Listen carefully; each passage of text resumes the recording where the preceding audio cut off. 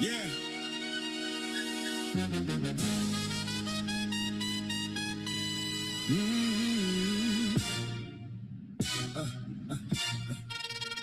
Nothing in life comes for free. Price is built into the angle. So how much your offer gonna cost me? The art of negotiating takes subtlety and detail. Walk this line fine like angel hair. Pasta noodle lest you get robbed, hoodwinked, and eventually bamboozled. Locking face to face with a razor sharp steely stare, knowing that their eyes always tell the full story. Emotions can hide within words, deftly spoken, but the body's language translates truthfully. No favors given, nor will any be sought. Souls are for sale, but this one can't be bought. Don't try and give me shit that I haven't paid work for and earned. Staying true to the game, living strictly by the code, heeding the life lessons established by the rules that I've learned. They wanna see us fail, filling your ear with doubt and uncertainty via pessimism and the negativity. I call them witches and warlocks, enemies of the state, concocting that bitch made brew. You know that shit is bitter, yeah, that hater hate. It suits them to a T. Deep down inside, wishing they were me. My spirit gravitates to only positive energy. Aura is like a magnet, body full of flux. Balls of fire inside, bound ever so tightly, vibrating and radiating like a heat-seeking missile. Running roughshod over and around and all through your hating. Coach told me to never stop. Can be no hesitating. Got my pedal to the floor, mind steadily focused, projecting the least bit of aggression. I'ma keep spanking that ass until I hear the whistle. Reach up for the horror. Purse my lips as I refuse to imbibe. Protect the contents that enter into my chalice. For reach up for the horror. Their intentions highly calculated, self-serving and filled with malice. Yeah. Shout out to the legends. Tupacalypse had it right. Thugs gotta nationalize, flip the game, strategize. Deep off into the night. Rule number one, gotta say it's MOB. That's money over bullshit. Cause trifling bitches and gossiping niggas won't assist my synergy. Leave them all behind, they full of jealousy. And the breeding ground for envy. No capping, let's unveil rule number two. It is highly essential, that is to trust very few.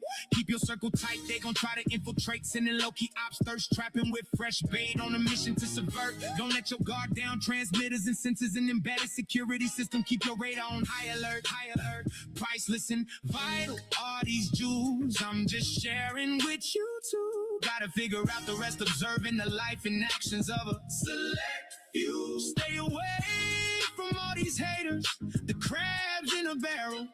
Keep shining bright like Rudolph through the night. From that old Christmas carol, see us fail. Filling your ear with doubt and uncertainty via pessimism and the negativity. I call them witches and warlocks, enemies of the state, concocting their bitch made brew. You know that shit is bitter, yeah, that hater hate. It suits them to a T. Deep down inside, wishing they were me. My spirit gravitates to only positive energy. Aura is like a magnet, body full of flux. Balls of fire inside, bound ever so tightly, vibrating and radiating like a heat-seeking missile. Running roughshod over and around and all through your hating. Coach told me to never stop. There can be no hesitating. Got my pedal to the floor, mind steadily focused, projecting the least bit of aggression. I'ma keep spanking that ass until I hear the whistle. Trying to plug that up. So one up. Cooper to the touchdown. His first of the year. All right. We are here on Fiesta Fridays. It's your boy Young Moolah, and that's our new Hype Monsters video. Yeah, we got to get a little cross promotion here. Check out the Hype Monsters. I have CTE, Coker, Tootin, Egg Buka, right here on your sports channel, GAB Sports. Yeah, so today is a Friday, man. Yeah, and you know what we do on Fridays, man. We get our groove in on the Fridays with Fiesta Fridays. And unfortunately, we had a special guest lined up, but that didn't work out. And so we'll go ahead and go solo. And, you know, we ain't never really solo on a Friday, man, right? On the Fridays, we bring the goodies, man. We bring all the goodie bag stuff, man, on a Friday, man. We got us a nice, fresh fruit cup with the spiciness and all the good stuff that they put in there. Yeah. And then we also got, what is it, Fiesta Fridays? With all some homemade turkey tacos, man. Look at that, man. So I'm not going to eat on camera, but in front of y'all, that would be rude of a host. But when I play my little commercial breaks, trust me, I will be dabbling into my stuff. So, yeah, we are here on Fiesta Fridays. Thanks for joining us. And we're going to go ahead and get into a couple of live drafts here on Underdog. As I see they dropped a couple of nice contests, right, man? The mini Schnauzer 2. Sure, we're going to jump into that. We got the Corgi, which is a single entry. We ain't going to do our single entry quite yet, but we will do that in a little bit. But first of all, we are gentle and blissful, gifted and beautiful, generous and benevolent. Most appreciatively, we are grateful and blessed to be here each and every day, to be here on this earth each and every day. Guidelines to achieve and build. GAB Sports. It's your guy, YUUNGMOOLAHH. And so, yeah, we also had a little bit of a topic, as you can see in the thumbnail. If you're paying attention to our thumbnails, which I always seem to come with some of the more hidden topics out here, if you're paying attention. Yeah, we're very topical. We don't miss a thing here, and we cover a lot of stuff, right? So now I'm talking about the best pick on the board. And you might be surprised to see our selection of who the best pick on the board is. And one thing that I do like to do is pick from the tight end spot, right? Because a lot of times these late tight ends can really like smash. If you look at a few years ago, right, you had Laporta. You have the late tight ends like Jawan Johnson has done really well and been winning some leagues before. Tucker Kraft, rookie year, right, going late, right? Zach Ertz a couple years ago did really well out of the late tight end spots. And so this year, a guy like a Greg Dulcich on the Miami Dolphins, he's a great play and the best pick on the board, we are saying, because he's on a team, the Miami Dolphins, with no real premier threats at the receiver position, right? And this is a team that also could find themselves in a lot of trailing game scripts.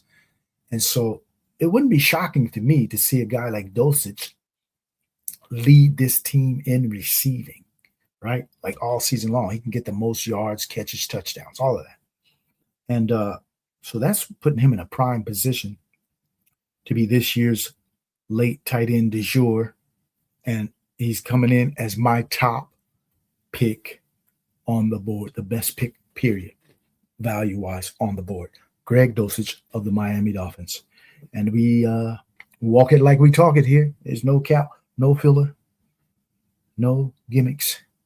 We come with the truth here. And Greg Dulcich is, I'm sure, my highest owned tight end probably. It's one or two for sure in these best ball contests. And so that's one of the things I wanted to bring to the table, is that the tight end position is always going to be one of those positions where a late dude brings so much value that he becomes one of the best picks in all of the contests, right? And so we see it each and every year. And so he's one of those guys. There's going to be some other candidates too, obviously.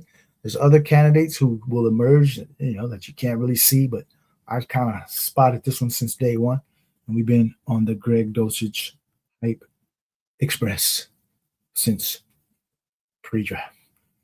And we're going to go ahead and stick with that one. I think this price is still very manageable.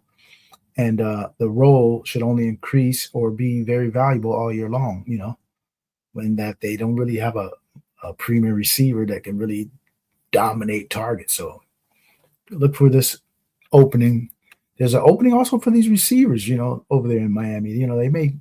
Somebody might emerge, right? It's a possibility, but you got so many different candidates that who's to say who's the guy that will emerge, right? I mean, we don't know who it'll be, but somebody could emerge out of that Dolphins receiving core to be a very valuable pick as well.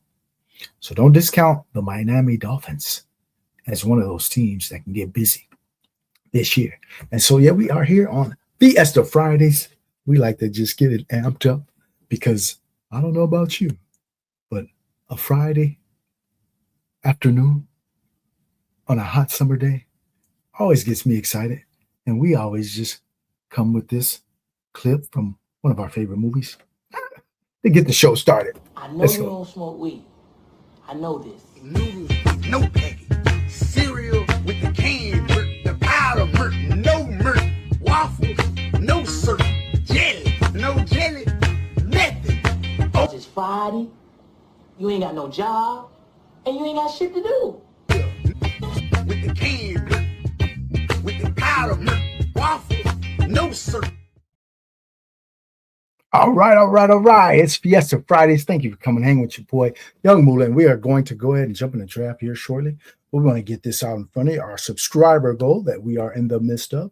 As we want to go ahead and reach 300 subscribers, we're on our way to 300, right? And so we can only do that with your support. So we are asking each and every one of you who come in here, go ahead and take your time, kick your shoes off, man. Smash the like button on your way in. Also, subscribe to our channel. Because if we reach our 300 subscribers by the end of this hot best ball summer, we will go ahead and bring to our community of subscribers our week 1 top plays in the DFS streets, right? Because we are heavy in the DFS streets as well. Yeah, you can check out our archives here, and you can check out our archives for everything here that we've made so far. Channel's about almost a year old now, and been doing some things as far as predictions as well. We got some predictions in the NFC or an AFC playoffs last year. You can go and check those out in a couple of our videos. And we got our whole season of DFS documented from last season. You can go ahead and check that out. But that will be our goal, is to reach 300 subs so we can bring those to you absolutely free for week 1. And yeah, we want to go ahead and jump into one of these drafts over here on Underdog. Let's see which one do we want to do. Right? So there are a lot of new contests. I mean, not a lot, but they did start a few new contests. And so we're going to go ahead and pick one of these out over here on Underdog. So let's see what it is we want to do. I know that one of the contests that I'm very interested in is that Corgi, but it's a single entry. I know I won't be ready to do that right now. I'll let it kind of fill up a little more. But let's go ahead and bring this onto the screen here. We'll bring our Underdog to the screen and jump in the draft. I might do it at drafters today too. I don't know. I've been wanting to do a drafters draft too.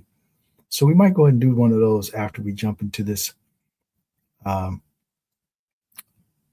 going to jump into probably the mini schnauzer part 2. Yeah, let's do the mini schnauzer. All right. So we're going to go ahead and jump into this mini schnauzer here on Fiesta Fridays on GAB Sports. Let's go ahead and jump onto this mini schnauzer in 10, 9, 8, 7, 6, 5, 4, 3, 2, 1. And we are in the mini schnauzer right here, right now. Yeah, let's do it. And so, instantly, Phil, hopefully you're able to get in if you were trying to get in with us. If not, appreciate you, and we can go ahead and get into the next one, because we're going to do at least 2 drafts here, maybe 3, depending upon how we're feeling. But we are definitely going to do at least one more draft here. And so we are in what position did we get? We got the number 5 spot. We got our guy FK Coolers in here. We got Firestarter. Yeah, I don't know too many of these people, but that's fine. I don't mind getting in drafts where I don't know too many people. Those are kind of the ones that we like to attack. But I noticed there are only 2 non-badgers as well in here. So there's some experience in here a little bit, and we're all right with that as well. Because being in the 5-0, I don't mind the 5-0, especially in the latter rounds. The first pick in the 5-0 is not, usually something I'm seeking, but I'll just have to make a decision whether I want to pull somebody up. But I don't really have a problem in the later picks in this 5-hole. It's actually pretty good, the picks that come in later. All right. So we are in the midst of a mini schnauzer 2. That first one sure filled up quick, right? Filled up in less than like a day, basically about 36 hours. That thing is a wrap, right? And 36, 40 hours. So this one I expect, well, let's see how, I don't even know how much is filled up already, but I expect this one to probably be, another by Saturday evening, possibly. This could be a wrap. And let's see who we're going to go with here. I want Amon Ra. Yeah, we're going Amon Ra, the sun god. Yeah, we'll take sun god, man. And we got maybe a strategy we want to employ here since we drafted Amon Ra here. Might give us a little lean towards a particular build. Who knows? We'll check that out as we go. We'll see if that's indeed what we want to do, as we don't have any problems doing any kind of builds, really. We do different kind of builds each and every time we're in contests. Sometimes we'll do, different strategies, man. Hero, zero, double linker, bully tight end, elite quarterback. Don't matter, man. Fragile running back, superhero wide receiver, right? You got to have many styles, man, in your portfolio, in your bag. And this bag is pretty deep, full of tools over here. And so we will employ any and everything. Let's go ahead and turn on a little bit of background. Get every thing going here on a Fiesta Fridays as you are rocking with your guy, Young Moolah. And let's get it cracking, man. Y'all out here getting a little boring, man. Let's get it popping. Ask some questions. But come on and smash a like, if you will, please. As you enter the building, let's go ahead and get it here. Let's get rocking.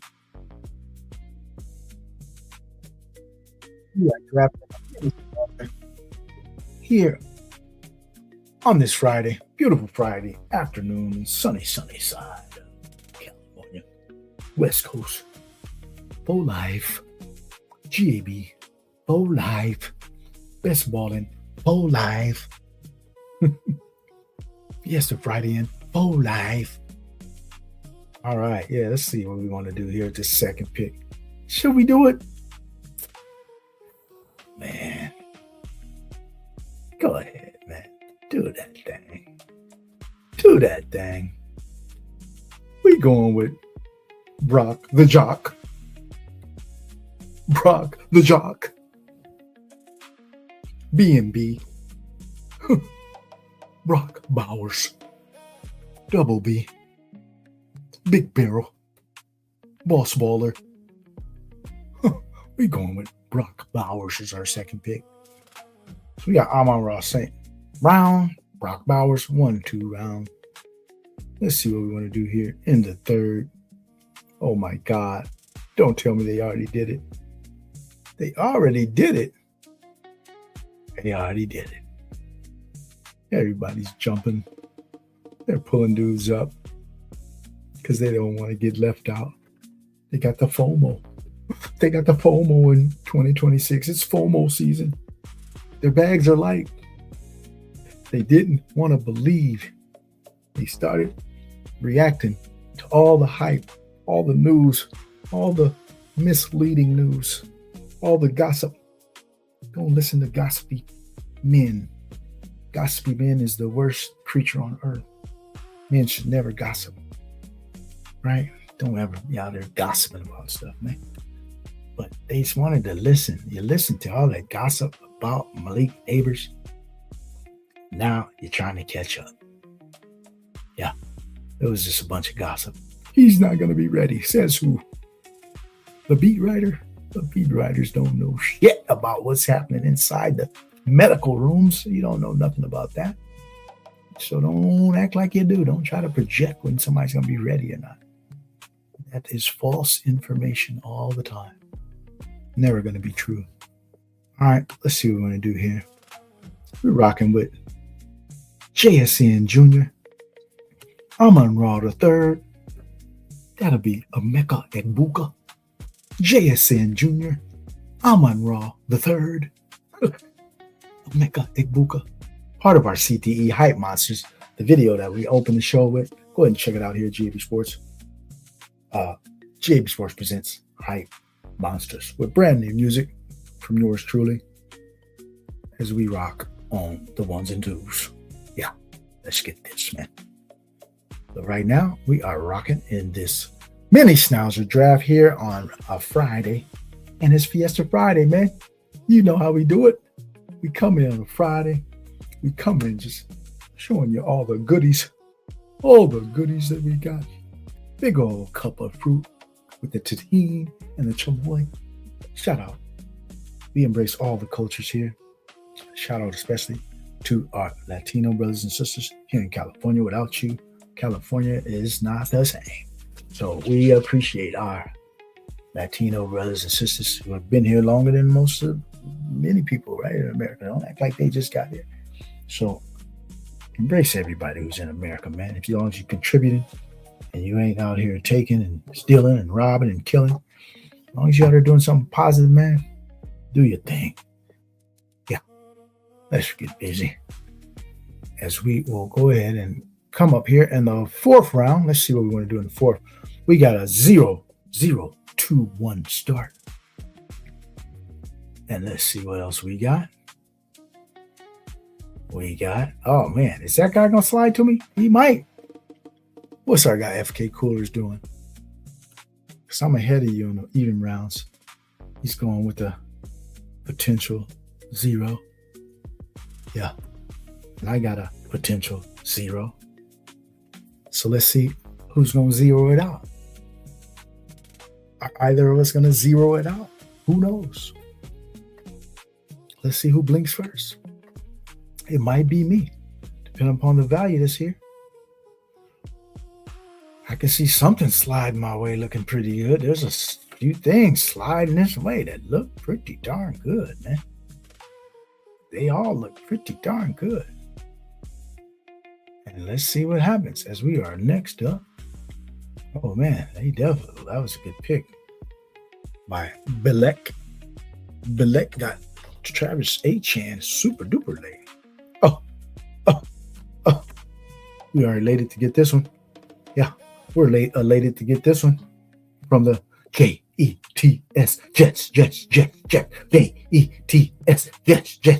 Jets. Garrett Wilson. We'll take him right here. Yeah, 44. Yeah. Who did Jets play week 1? I think the Jets are good money to beat whoever they play week 1.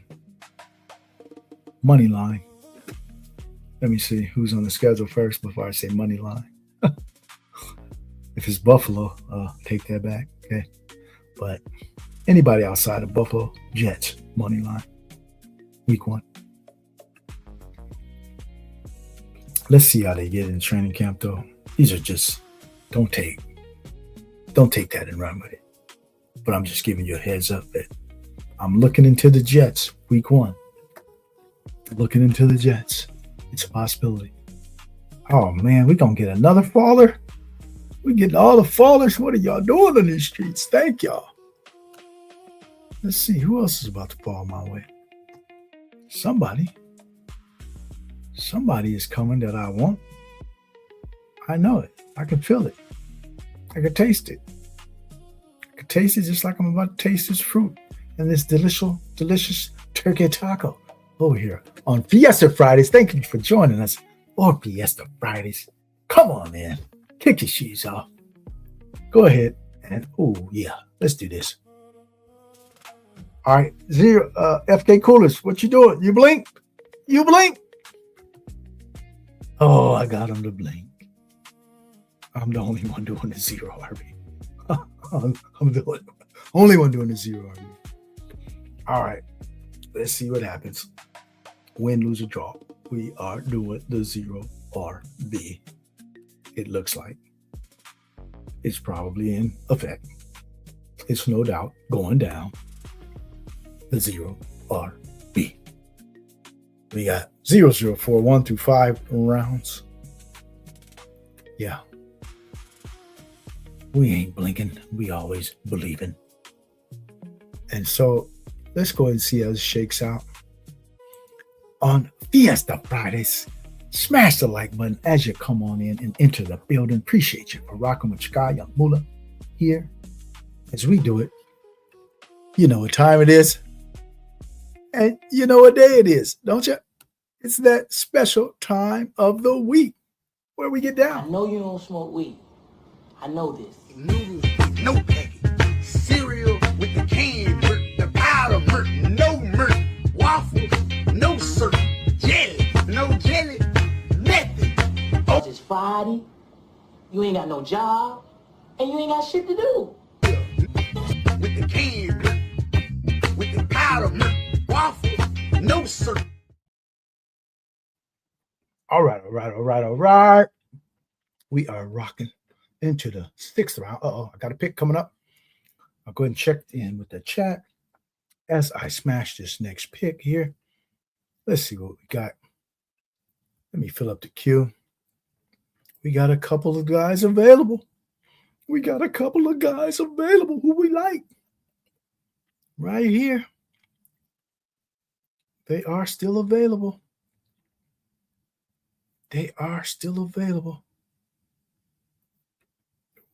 We are going to push it another round. Possibly. We're going with DK. DK Lettercalf, man. DKM. DK Metcalf. What's the D and the K stand for? Anybody know? Who gets the buzzer? Smash the buzzer. What does DK stand for? Without looking. Don't go look it up. Because see, in this age of AI and all that, everybody can look stuff up nowadays. Who knows what DK stands for? All right, let's check in with the chat real quick. All right, we got our guy. Go for Chicken Fantasy. What's going on, my man? How you doing, my brother? If you ain't rocking with the chicken, go ahead and rock with the chicken. Cluck with some chicken. All right, my brother. Appreciate you. Come on, man. Smash the like button on your way in, please, if you would. Let's go ahead and rock that music back on here. Everything is great, my man. How is everything going with you?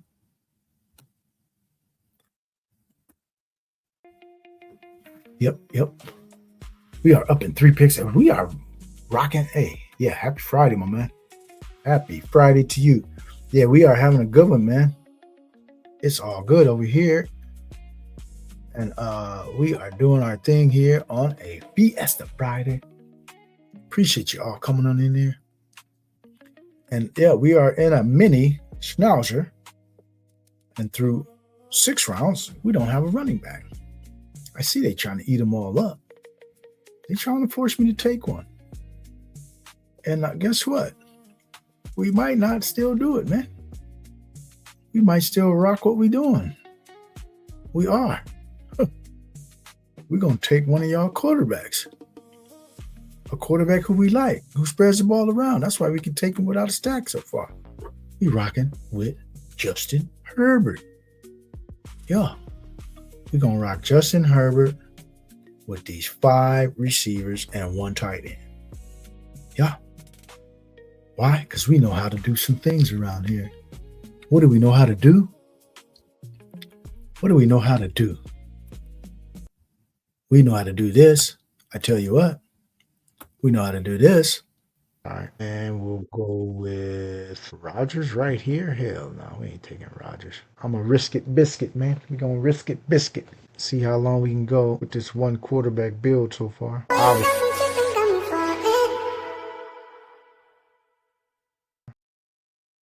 We gonna risk it biscuit, man. We know how to risk it biscuit over here in these streets, man. I will push it till the wheels come off. Yeah, we're gonna take a running back, maybe in the next round. Who knows? 8th round, 9th round. One of these rounds, we'll get our first running back. But so far, we haven't touched the running back spot. because we know how to do a true zero RB and get a little leg up with a little uniqueness. Hey, man, and whether it hits or not, that's not the problem. That's not the point. The point is I'm going to have leverage. If this shit hit the money and come to the playoffs, ain't nobody going to have this, right? That's what we're looking for. We're looking for angles. We're looking for if this shit hits. I don't care if it does. If this shit hits, though, I'm going to be in the driver's seat. We're going to be sitting here popping collars and just counting dough and just, you know, just doing a little money train, right? The money dance. So that's what we're talking about, man. If it hits, right? Because that's what it's about. You got to just be right one time in this game. In the BBM streets, even though this isn't a BBM, but still, it's best ball, whatever. I'll do this in a BBM. Trust me. It don't matter if it's $25, $5, or $300. If I will do the same strategy. And the point is that you only got to be right one time in this game, right? Because you're only going to, on average in the BBM, you're going to make the finals 1 out of every 8-9 years or something, they say. 1 out of every 8 or 9 years is you're going to make the finals, right? That's your odds on making the finals. So don't think that, you know, you got to be perfect each and every year. No, you just got to be perfect one time, or just not perfect, but just really good. So if I smack a certain strategy or I smack certain picks 1 year, that's when you gobble up everything. Oh, we got the backs. We got some good backs. Thank y'all. We'll take this one to start the process going. We'll take him first. Yeah. I knew y'all were going to leave me something. Wasn't going to be high and dry out here. You know, the well wasn't totally dry when it came for time for me to have to get a running back. Let's see. We got Blake Corum, man. Blake Corum, Devontae Adams with Egbuka. A nice week 17 run back. Did you notice that little slick correlation that we weaved into there? Did you notice that slick correlation that was weaved into the process? Yeah, wasn't by accident. Let's go ahead and rock the mic here. We're going to put that music back on. Get it going. As we are entering the 9th round. Yeah. All right. What's up, FB Fantasy? How you doing, my guy? Yeah, appreciate you for coming on in. And FB Fantasy has a channel as well. If you aren't tuned into him, go ahead and check him out. I kind of find his stream came across my feed. I said, let me check this dude out. And so I went and checked it out. He's rocking with some good stuff. Been out in these streets for a while. So check out FV Fantasy. I forgot what the FV stands for. Let me know what it stands for, bro. Is it final something? Or just let me know and then put it in the stream. FV Fantasy. Greg D. Yeah, dosage, man. I've been rocking some dosage, yeah, since day one. I think he's one of those dudes that is gonna have a great role, potentially, right? On his team. All right. We got Rashad White. So we got 2 backs we can work with. We ain't mad at that. There's 2 running backs we can work with so far on this 0 RB build. We're going to rock that one. Finding value. Yeah, there you go. And he finds the value, right? He knows about the Greg dosage. Our guy, FV Fantasy, finding value each and every day. As we do here, we go ahead and uncover gems here. We dropping the jewels. Dropping the science, and don't take it for granted, man. We out here in these streets for, a minute here, man. So soaking up the game. Come on over. Subscribe to our channel, because we are headed where? We done loaded up the plane, man. The Moolah Express. We loaded it up. The bags are packed. And where we headed? Destination? Cashville, USA. So if you want to go to Cashville, USA, Come on, hop aboard. Ticket prices is going up, man. You know, the gas prices is going up, costing more to fuel up. Wages are going up. It's costing more to pay people. So in turn, the prices to the consumers is going to go up, right? So get in while you can, while the prices is low and they ain't got out of hand yet. Because at some point, the prices is going to shoot straight up, right? And then you're going to be like, oh, man, I wish I would have been on that Cash Bill Express, man. The Cash Bill Express. We told you. We tried to tell you where we was going. To Cash Bill USA, man. You get on board now. It don't cost you much to ride now. You become one of these first 500 subscribers, first 300 subscribers. It ain't going to cost you much, right? But you come in later, late to the party. All right, price then went up. The price of goods and services is going up by the day. All right, let's go ahead and do this on Fiesta Fridays. We thank you for joining us each and every day. Come and smash that like button, please. And, okay, how's Pearsall in there? Get his ass out of there. Yeah, we don't want Pearsall in the queue at no point. We're going to double up on our Washington backfield and try to get all the touchdowns. Get all of them touchdowns out of that Washington backfield. Some of these timeshare backfields that are associated with pretty good teams like a Washington, a Denver, a Minnesota, you might get. People are scared of these ambiguous backfields. Oh, he's not a workhorse and all that. Okay, well, I just got two of them. So if they ain't a workhorse, one of them might have a good game one day. 2 weeks later, the other one might have a good game. Yeah, you don't have to have a workhorse sometimes when you're attacking these ambiguous backfields. And so that's how we're going to look at it. Just get two of them. Get two of the backs. So we take, this is a good team probably. You know, nothing's guaranteed that they're going to be good. But as long as Jaden Daniels is upright, they'll move the ball. We know that. So these backs might have a potential of scoring some points. So we not mad at how this zero RB is turning out in the backfield. We got some players who will be able to contribute. That's all you can ask for. Once you do a zero RB, you ain't going to get the smash picks no more. You're not going to get all the workhorse dudes anymore. We chose a zero RB. We getting the dudes that's going to have to earn their little spot. They're going to have to get a little fortune, right? They're going to have to, you know, somebody going to have to tweak an ankle in front of them or run into a wall and have a concussion. Shit like that. The people going to have to do that. Speaking of running into a wall and getting a concussion, we're going to take this dude because he got a reckless teammate that might run into a wall and get a concussion. He might, you know, might try to truck too many dudes in the middle of the field when he should have stepped out of bounds or evaded somebody, and he might break his shoulder, right? So, you know, we going with some contingency dudes who also have roles. But this is what you got to do when you start off with the zero RB like we did here. And the zero RB started off with Justin Herbert.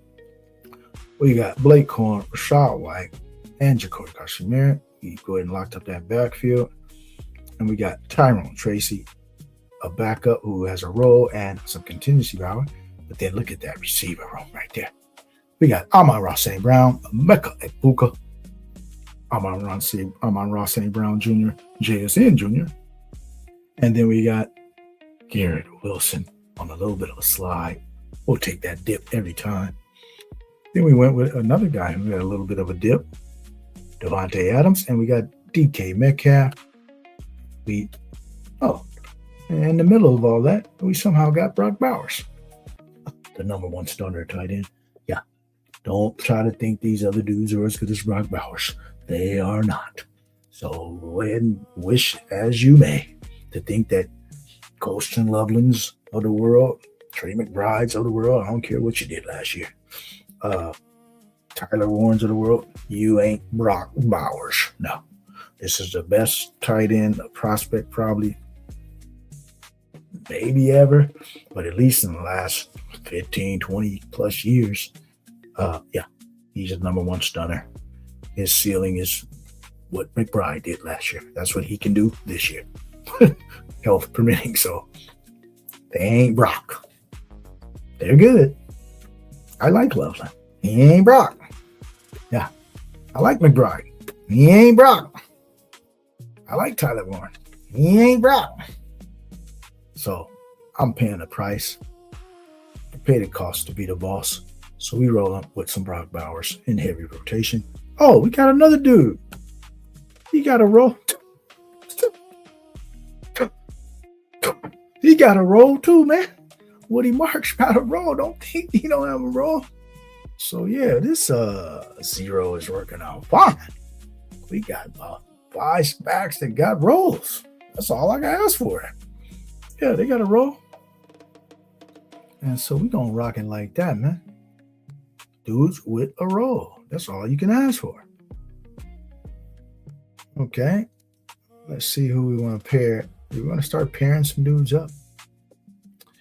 Do we want to pair some dudes up? I'm not averse to this guy. Yeah, we'll rock it. All right, let y'all get out of my queue for a second. So, yeah, get y'all out of my queue and back over here because we want to go ahead and see what's happening. But if you are in this draft and in the room, chat room, go ahead and let us know. If you want a team review, I will gladly provide it free of charge.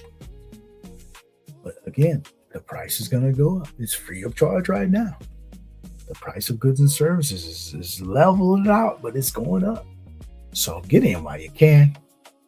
You'll see a lot of people, once they get to a certain number of subscribers, they start charging you for team reviews and all that type of stuff. Good for them.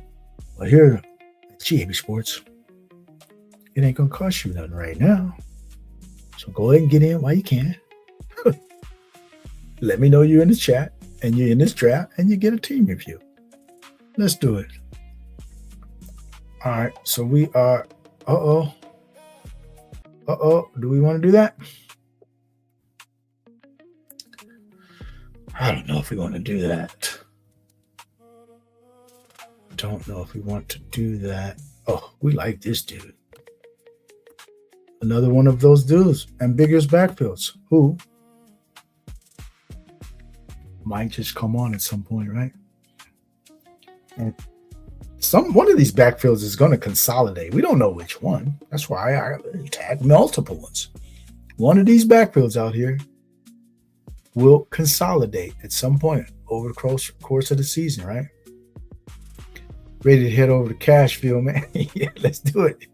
Cashville, Tennessee. All right. Smash the like button. Yeah, thank you. There you go, man. Smash that like button on your way in. Appreciate you. Subscribe to the channel if you aren't already. And yeah, we are ready to do some things, man. This is the year of the moolah, as we are on our mission for moolah, right? And I hope you are too, on a mission for moolah. If you ain't playing this game to try to get some bread, why you playing the game? To have some fun? I'm not playing just to have fun. I'm gonna have fun anyway. So whatever I do, whatever I am, I'm gonna have fun, enjoy myself. But don't take your eyes off what the main goal is, right? Keep the main focus. The main focus is to be locked in during this draft season, because this is one of the times of the year where there's a lot of information, right? And some of this information is not really vital. Right? It's just fluff. And it's just stuff that people are just doing to try to be the first to report something. Oh, I'm the first to report this, first to report that. So it's a little bitty stuff, like a guy running a route, right? You know, a guy runs a route and everybody gets all juiced up. Don't think everything's cracked up to be what it is, right? Because some people are going half speed. Some people are just testing out their leg to see if they can run. So don't get too swayed one way or another by some of these clips you're seeing, things like that. Because I've seen dudes start off not on the pup, but by about 4 or 5 days into camp, they get put back on the pup or some shit like that. So nobody's out of the woods here, man. As far as some of these players that are on the pup, we got a contingent value back here. We are loading up on backs. Yeah, loading up. I did not pick him. They ganked me on that one. At a back in the queue, I pressed draft, and then it didn't draft him. Then it gave me this dude. Oh man, they ganking me. What's going on over here? Let me refresh my screen in case there's some sort of glitch.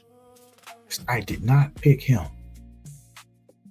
Now I gotta hope he makes it back to me, and I don't think he will, based on ADP. But we'll see. No big deal. Yep, Coolers, you got a gift, because that's who I clicked, and they didn't give it to me. For some reason, I had a glitch. There was a glitch in the matrix. So we did one Bixby right there. And it didn't give it to me. But that's all right. Stuff happens. Stuff happens in the middle of the draft. We got backup plans. We always got a backup. Let me see who we going with. Quarterback. Oh, we got a quarterback lined up. Yeah, he'll be fine. All right. Let's see what else. Put that dude in the queue. Put that dude in the queue. Where's the guy? Put that dude in there. Yeah, we'll go like that. In that order. Let's see how it goes down. As we are up in 2 picks here, and this mini Schnauzer 2, because the first one filled up in like 36, 40 hours, that they had to drop a number 2. Like, how fast is this one filling up? I didn't check the fill rate yet, but I'm sure it's probably filling up pretty quick too. And then they ganked me on Trey Harris. Yeah, I know they hating. They hating. Out here hating. That haterade tastes bitter. You don't have to consume it. We'll go ahead and get Alvin Kamara then. What? What is going on here, man? My queue is filled up with none of these dudes. They are tripping. Something's not right with my with the app. Rodgers is like 5th in my queue, and then they put him auto drafted me. What is going on, man? They ganking me. They messing up my build now. They are messing with my build. I'm not trying to draft these dudes right here. Why y'all messing with my build? Okay, let's see. I'm refreshed like 4 or 5 times. I'm trying to click draft. It's not clicking. Oh, this is getting frustrating now. Y'all can't mess up my next 2 picks. Rodgers does fit. I was thinking about taking him, but I wasn't clicking them right here. Don't mess up my next 2 clicks, Underdog. If y'all mess these clicks up, I'm going to be hot. Because I got specific things I need to do with these last 2 clicks. So let's see how it works. They keep messing with my clicks here. I don't know what's going on. But it is a frustrating thing that I clicked on the dudes, the last 2 dudes twice, and they didn't give me either guy, and then they gave me some random dude. That is so frustrating. But we'll work it out. Let's see how it shakes out. All right.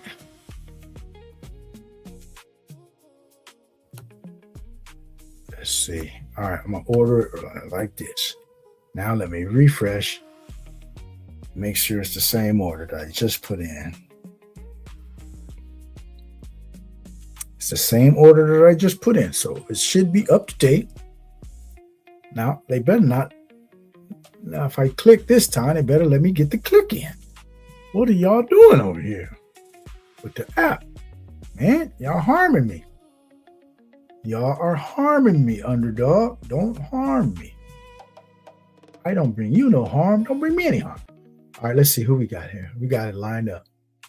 This click better go through as planned. All right, now, Underdog. Don't mess me up. Click. Okay, finally, click went through. I don't know why they wasn't going through the first 2 times. All right. We got Kalen Black. Yeah, man. We got Kalen Black. Let's see. Do we need another quarterback? We don't really.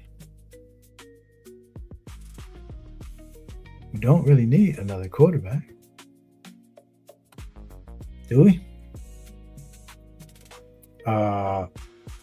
Rodgers. Herbert. Maybe. I don't know if there's another dude out here, though, that I really want to mess with. This team. It'll be maybe a contingency dude at best. So I'm cool. Maybe I go Cade Klubnik. Cade Klubnik. Might get in his. Anybody saw those clips? Carson Beck. Again, don't be fooled by what you see when you see a couple clips. His release looked hella slow. That was against like the 3rd string defense. Footwork didn't look all that special. Looked a little, but it's training camp, man. You work all these things out. Don't be fooled. Watch things in context. No. Don't think Carson Beck is that dude. Don't think that. Just because you saw him complete some passes against the 3rd string. No. Don't get excited. I mean, go ahead and get excited. Yeah. Go get excited. Yeah, get excited. Draft him in the 15th, 16th round. Yeah. Do that. When you see YUUNGMOOLAHH in the draft, do that. When you see YUUNGMOOLAHH in your draft room, do that. Go get Carson Beck in the 15th round. Run him up the board. I got 6 receivers. I think I'm stopping. Yeah, we got enough capital on receivers. I got 2 tight ends. I think I'm stopping.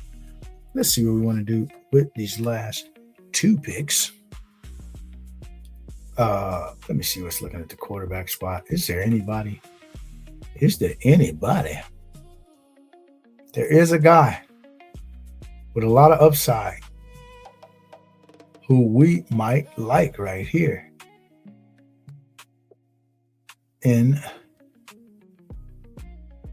yeah, we're going to do it. Why? Because we have to. I don't even know if he's got a lot of upside. But we're going to take him anyway. Just because I got 2 of his weapons. So we're going to go with Cade Klubnik. I thought I was joking. No, we'll rock with Klubnik. He may be playing by week 16, 17. I don't know. And I got 2 of his weapons. So, yeah, we didn't get Geno. We're going to rock with Klubnik. All right, so we're going to go ahead and review a couple teams here. We'll go over our guy, FK Coolers. He's a well-known guy out here in these fantasy streets and supports all the channels. So even if you ain't in there, Brent, I'm going to give you a review. But if you're in here, go ahead and let me know. Smash the like, too, on the way in. But, yeah, we'll go ahead and review 2 of our teams here, FK Coolers and myself. And then we're going to jump over into another one. Yeah, we're giving a second mini Schnauzer, and then we might jump over drafters for a 3rd draft. We just might do that because we're feeling frisky here on a Fiesta Fridays. And after I do this, I'm going to just run a quick commercial break so I can snack on my little goodies. And then we're going to jump into that next draft. So let's go ahead and do it right here. We're going to go ahead and give the review of the teams here of our guy FK Coolers and myself. And so FK Coolers came out of the 3 hole. Anybody else out here wants a review, go ahead and let me know. But I got FK Coolers out of the 3 hole. As you can see, he's goated up with the 10K plus drafts in the yellowish badge. Coming out of the red corner, ding, ding, ding, ding, ding, ding. The challenger, FK Coolers, he has 2, 6, 7, 3. He went with Joe Burrow, Baker Mayfield, So out of the 3 hole, I would expect them to have Chase, right? Yeah, gotta have Chase. He's got Facial, Tutan, Berkey, Irving, Ramondre Stevenson, Aaron Jones, Tank Bixby, which is the guy I was supposed to get, but they didn't let me get it. That's all right. It's all good. Then you got Jaden Blue, Jamar Chase, Drake London, Devonta Smith, Xavier Worthy, Jalen McMillan, Travis Hunter, and Xavier Leggett, who I've been clicking too lately. Sharp minds might think alike here. And then you got Harold Bannon Jr., Dalton Schultz, Cade Otten. What else do you expect from FK Coolers? One of the sharpest guys out here. So, yeah, he's got a real good team here. Well put together. All the rooms are strong. So, yeah, good team, man. And now we're going to go ahead and look at our guy out of the blue corner in the number 5 spot. Ding, ding, ding, ding, ding. The number 1 contender. We're going with a 3762 with the full 0 RB. We can do that because we can do any strategy. We went with the 0 RB here. We got Justin Herbert, Aaron Rodgers, and Cade Klubnik. Yeah, I swiped Justin Herbert naked because we wanted an elite quarterback because we went 0 RB, and he was one of the last elite dudes left. So we snatched him. I don't give a damn. We're going solo because he spreads the ball around. Thought I could get Trey Harris, but we didn't. And so we got him naked. So we got that trio of quarterbacks, 2 guys. Rodgers should do his thing, and Klubnik, we are hoping, gets in late, right? And we got a 7-piece meal of a backfield. We got Blake Corum, Rashad White, and Jacory Crossing Merritt, which doubles up that Washington backfield. We got Tyrone Tracy, Woody Marks, Jonah Coleman, and Kalen Black. Lots of guys with very good contingency value, as well as some guys with some roles. In the meantime, some standalone value. And then we got 6 of the damnedest receivers. We got Amon-Ra. We spent quite a bit of capital on them, including our tight end, Amon-Ra St. Brown, Emeka Egbuka, Garrett Wilson, Devontae Adams, DK Metcalf, and A.D. Mitchell. And then we went ahead and in the meantime, we got Brock Bowers, right? 2nd round. And we got Patrick Fryer-Muth to pair with DK Metcalf in our double Rodgers stack. So it's one of those teams. It's going to be very sneaky, very hidden. And if we get to the playoffs, we're going to have an edge. A 0 RB in the postseason will be pretty unique. So we'll go ahead and like that one. We like that build there. And we're going to jump into a second draft here in a second. But right now, what we are going to do is drop a little 2-minute intermission. Yeah, little 2-minute intermission. So I want to go ahead and grab me a little bite to eat of this super delicious taco, but I'm not going to eat it on screen. Oh, man, look at all that. We got turkey. We got tomatoes, onions, cilantro, cheese, and what else? Little salsa. Yeah, so we're going to go ahead and play a little video, a little intro video, and we'll be back with shows, our schedule 2 of shows. So you're here on Fiesta Fridays, and check out the schedule in the video as well. And we'll be back in 60 seconds, not 90, 60 seconds. No, we're going to play a longer one. It's going to be, I'm sorry, it's going to be 100 seconds. We'll be back in 100 seconds. All right. Thank you.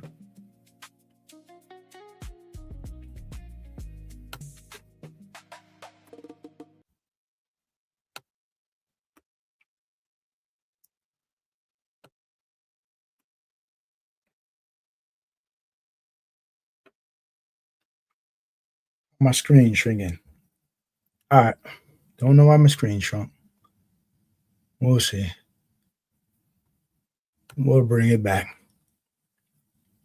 But we're going to go ahead and be back in 100 seconds. But that's all right. And we'll go with Rodgers right here. Hell no, we ain't taking Rodgers. I'm going to risk it biscuit, man. I'm going to risk it biscuit. See? By Thursday, I'm the rumor. By last Sunday, I'm the why. My stats got battle scars. My gut got proven shine. I treat that whole scoreboard like a chessboard line by line. You brag about one big week, I brag about the repeat. I'm wearing rings in my mind before the season's even complete. Check the line, I'm locked in. Every pick I tee. You bring a hot take, I bring season-long receipts. I got the crown.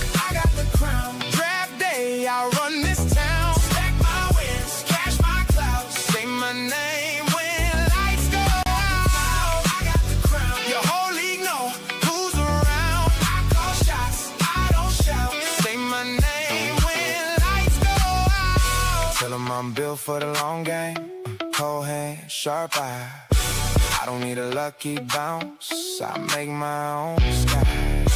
One more slide, one more steal, watch me turn the room. From a draft night whisper to a first place boom. That's balling for life. It's Moolah on a mission. Timely hot takes, on point analysis delivered with precision.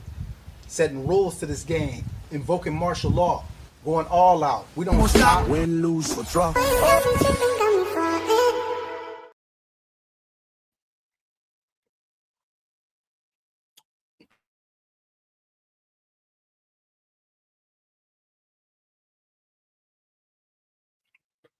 All right. And we are back, and we're going to go ahead and jump into another. Man, why is the screen got all small? There we go. A little better. Probably too big. All right, there we go. We're going to go jump into another mini Schnauzer 2 right here, right now, on Fiesta Fridays here at GAB Sports.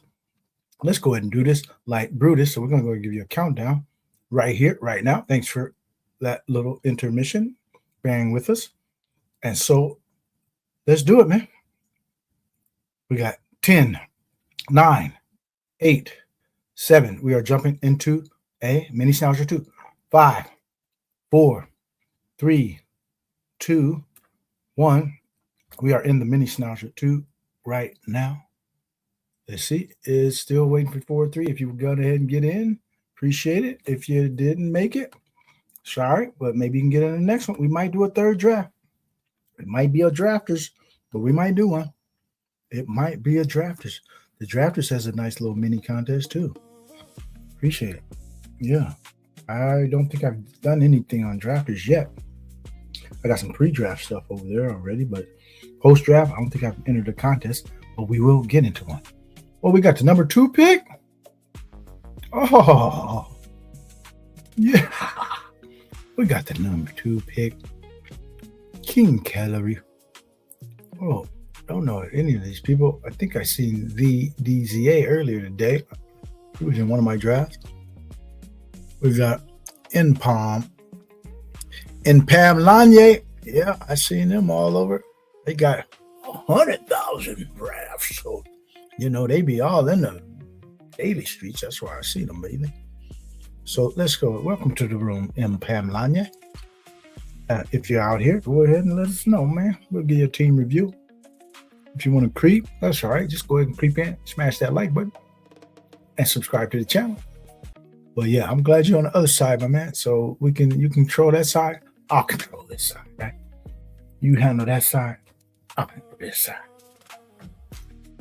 Let's do it. Let's see who we got at the number 2 spot. Is there any other pick? I mean, sometimes you can mix it up. Sometimes, but we're not doing it this time. We're going with that guy right there. We're going to go with Bijan Robinson, yeah. No need to be too fancy free on that first pick. Just go ahead and take the dude who, you know, looks like he could be 1 or 2 running back, right? When guys are this far in their own tier, as Gibbs and Bijan are, it's no need to try to be too tricky when you're at the top of the draft. You know, just no need. Because you're going to get the Chases and the Pukas anyway at the 3 and 4 slot. So if you're in the 1 or 2 slot, I mean, okay, I did it one time. I did it once. Well, there's no need to do it a whole bunch of time. I had a specific goal in mind of why I did it. Not going to divulge that. But don't try to do that on a regular basis or just try to just mix them all together. Because this is their own their two-person tier in the running back spot this year. No matter how you slice it. I don't care if you put Bijan 1, Gibbs 2, Gibbs 1, Bijan 2. It does not matter because they're pretty much neck and neck for the number one spot. Consensus rise, right? But they're in their own tier. Everybody else is in the tier below, no matter how you slice it. They got youth on their side. They got role on their side. They got ability on their side. They got already did it on their side. So these are the top guys, man. Take one of them at 1 or 2. Just do it. But in a PPR, hey, man, never know, right? Might have a little different argument in a PPR, full PPR, where those targets are very, very, very valuable. But again, these guys catch balls too. But yeah, those targets in a PPR are valuable. Yeah. That's why, over on DraftKings, there's a lot of different builds you can do on DraftKings that can be a lot different than the builds over here on Underdog. Because on Underdog, you got to put it in the paint, man. You got to cross the goal line over here on Underdogs. There's just no ifs, ands, or buts. Because you'll come up with a lot of dry lines, man. The dude will give you 8 catches for 60 yards. And he didn't get a touchdown. Hey, man, it's 14 points over on DraftKings. 14 points could make the bottom of my roster, right? 14 points on DraftKings. Over here, that's only 10 points. 8 catches for 60 yards. You didn't put it in the end zone. So you got to put it in the box over here on Underdog. All right, what are we going to do here? We're going with Pickens. We're going Pickens. We want some of that Dallas offense. Yeah, we'll take Pickens. Let's see what happens on this corner spot. I already know who he's going to take. I already know. It's fine. You can do it. I knew it. I thought about taking it in reverse, but we wanted the Pickens share for sure, though. So we're going Pickens. We're going to go this guy this time. Olave. Because we got Bijan. So we got that week 16. No, 17 actually. It's the week 17 matchup. New Orleans, Atlanta. Where's that game? Is it down? Is it down in the NOLA? Is it down in the NOLA? Or is it in the ATL? Either way, we're in the dome, but is it? Where is it? Might go to New Orleans right about then, just because. New Orleans around Christmas time is off the chain, man. So let me see where that game is. That game is in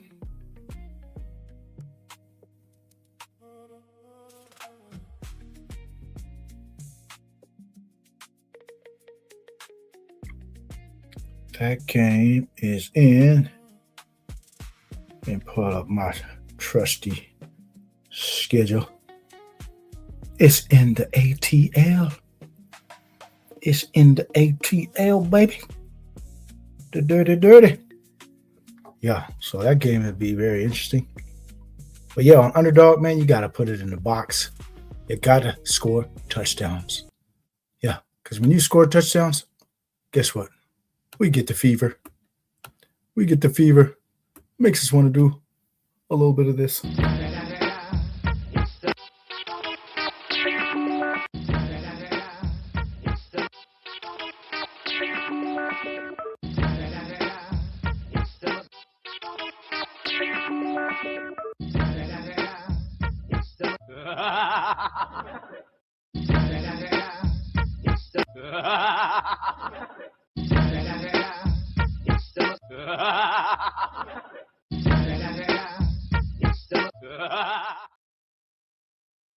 Makes us want to celebrate when you score a touchdown. And you got to get touchdowns over here on Underdog, man. Else you ain't going to get that many points. Yeah, your lineup will be stuck with a bunch of 12 points, 9 points, 7 points. You got to get to 18 points, 17 points, 21 points by getting the touchdowns, man. You got to put it in the box. So get the dudes on the good teams that can score touchdowns, man. Yeah. All right. Let's see. Do we want to go that route? We're going to go this route. I'm going to force you to make a decision. I want to see what your decision making is like. Mickle sound, because I'm taking Loveland.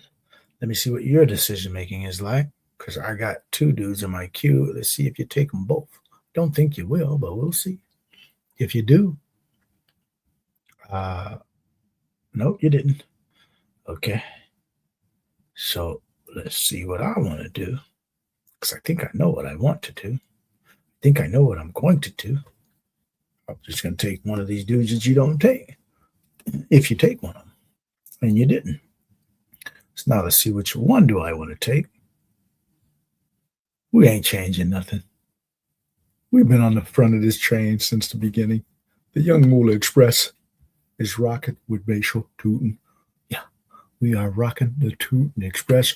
Toot, toot! All the way to where? Destination Cashville, USA. We rocking the Tootin' train. And so we're going to go ahead and snag him right here in the 5th, early 5th. Adding to this build here, we rocking the Tootin' Express.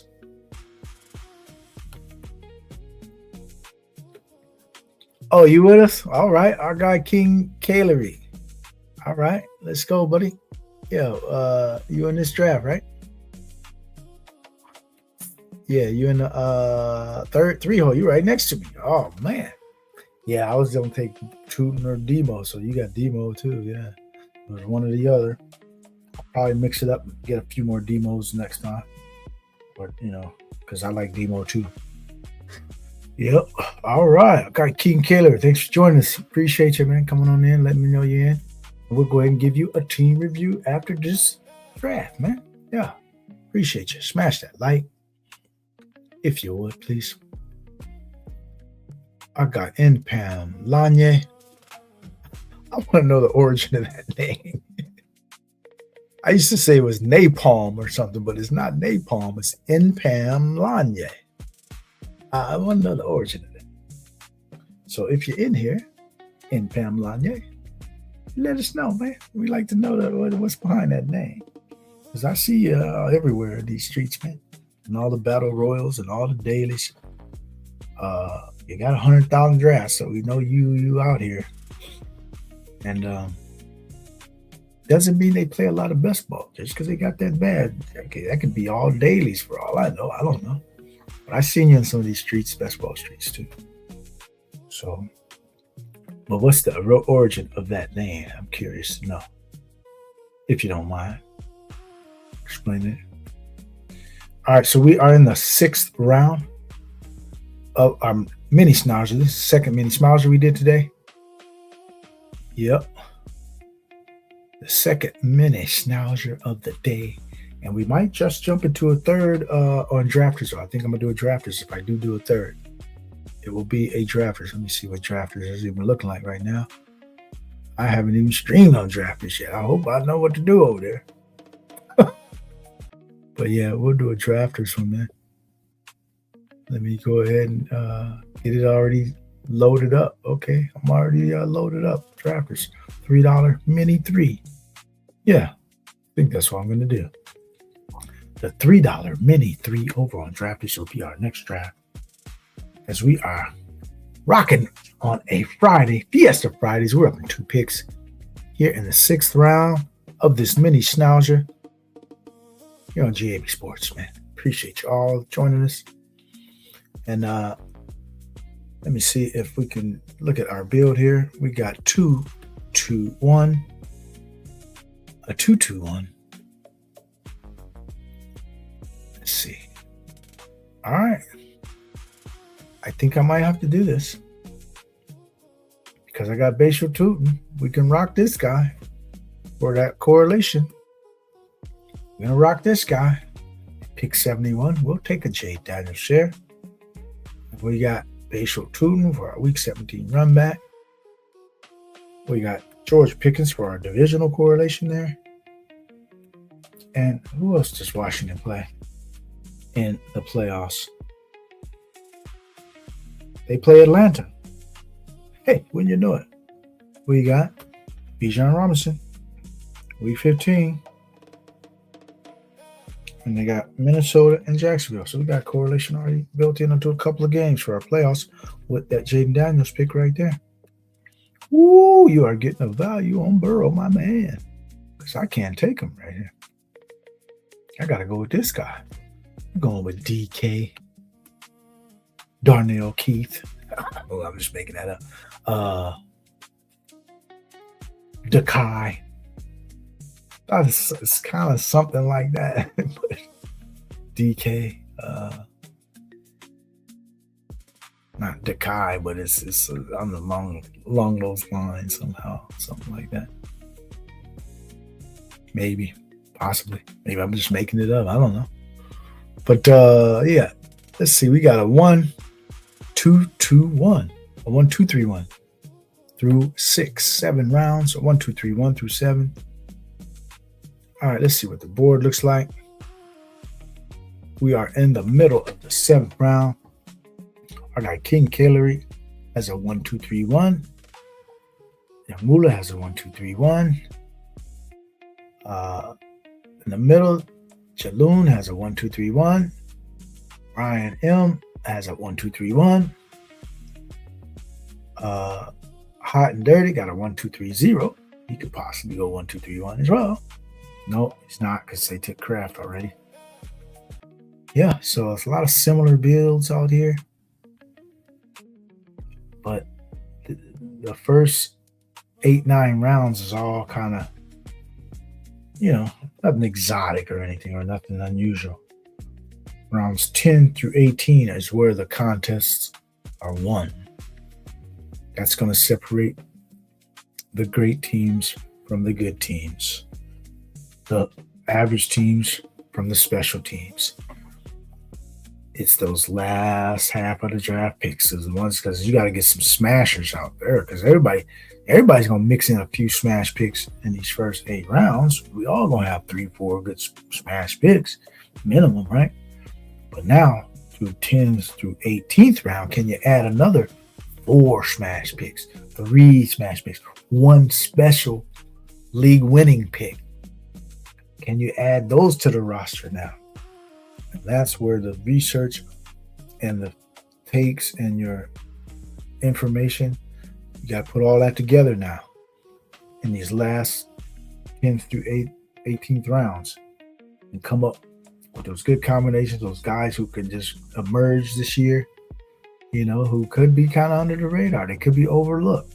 They could just be a diamond in the rough, and so we'll see how it plays out here for us. Because I got Jaden Daniels. And there's a couple of dudes on that team that we don't know what they might do. They could do something. And nobody's really talking about them. Nobody's really picking these dudes. So this is the type of spots where, somebody from the Commanders is going to end up on this build here. And he might be a guy that nobody's thinking about. He might be a guy that's under the radar. He might be a guy that might not do shit.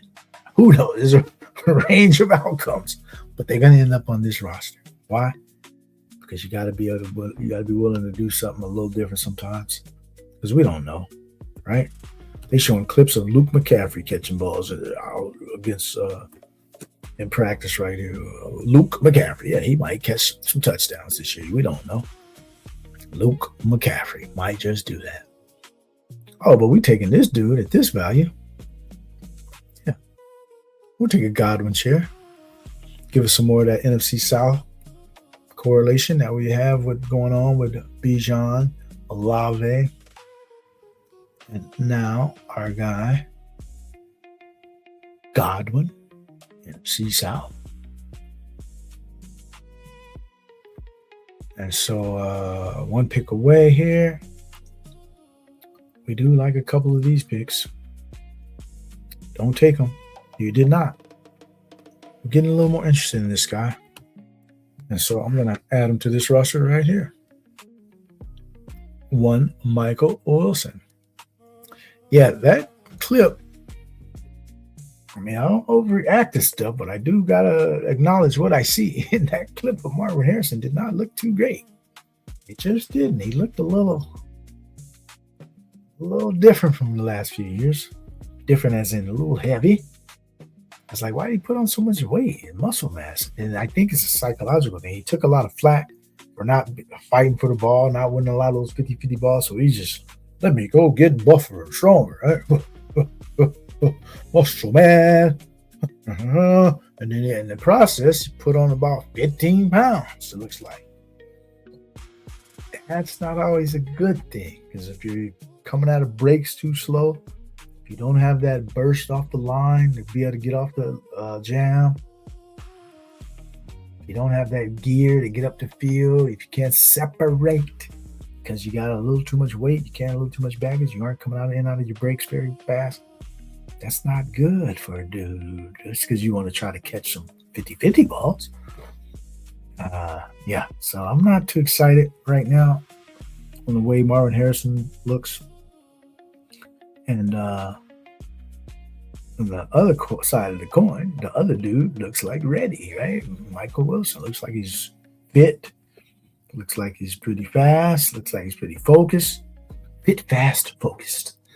And he's actually fighting, fit, fast, focused, fighting for a contract. So he might be ready to do some stuff there, man. Michael Wilson. So yeah, we add some Wilson shares for sure right about now.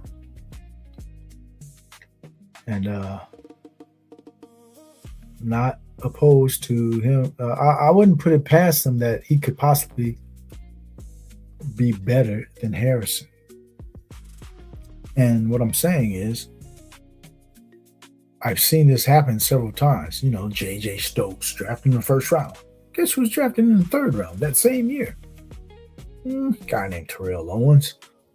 Now, I'm not saying this guy, Michael Wilson, is Terrell Owens, is a Hall of Famer. But what I'm saying is, sometimes the latter round dude turns out to be better than the high prospect dude. It just, sometimes it happens that way. I mean, I'm sure there's some other cases. Let me think of some other stuff where a first rounder is better than the first round is not as good as the later round is. It's like the same position. Yeah, because it's happened over and over and over. Yeah, we'll come up with some more of those in a second. We are on the clock. Whew, should we do it? Yeah, we're going to do this guy. I've been moving him up my ranks here, and we're going to go ahead and go with a veteran and Jalen Coker over the young guy who I also like. We want to add the veteran right there. Jalen Coker.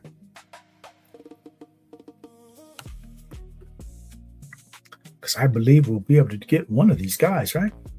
And we did.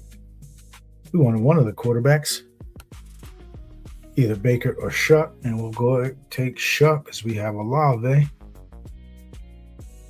And so now we are through 10 rounds, is it?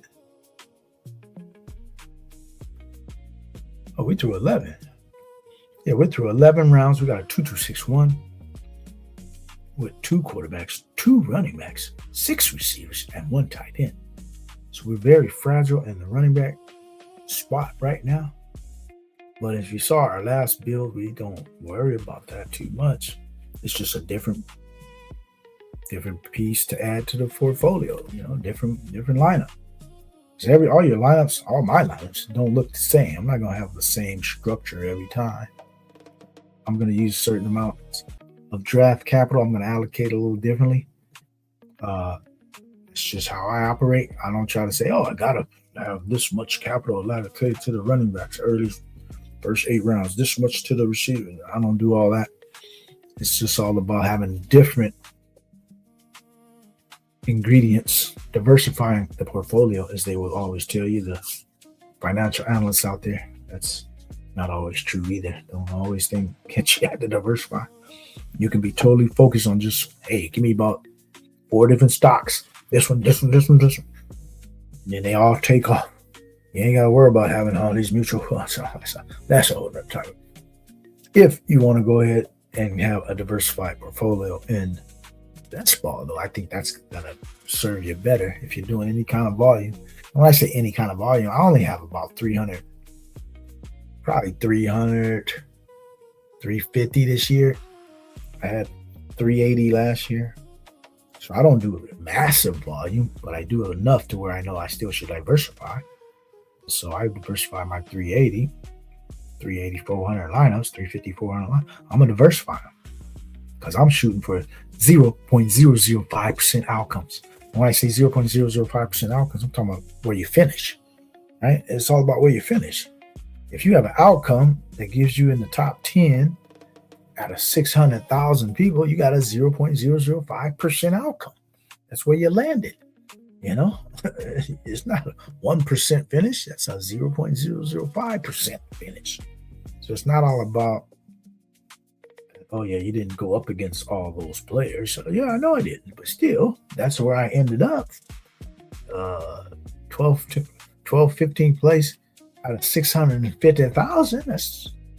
You still ended up in a 0.005% finish. So that's what we're talking about when we say that kind of an outcome. All right, let's see what we want to do here.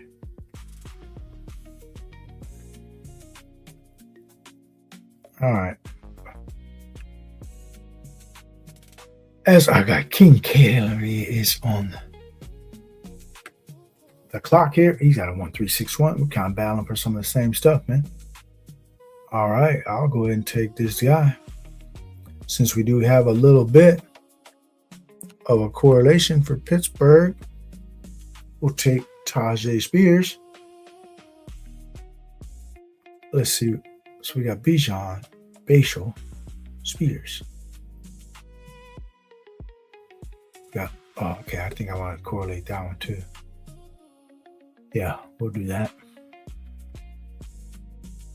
Because they are hyping it up a little too much for there not to be some truth to this. And that would be Algier. They talking this guy up a little too much. There's got to be some truth to this, that he's going to get a lot of work. Got to be some truth to it. So we'll go ahead and take a share of Tyler Algier right here, right there. All right. I got lucky on that, not gonna lie. What was that?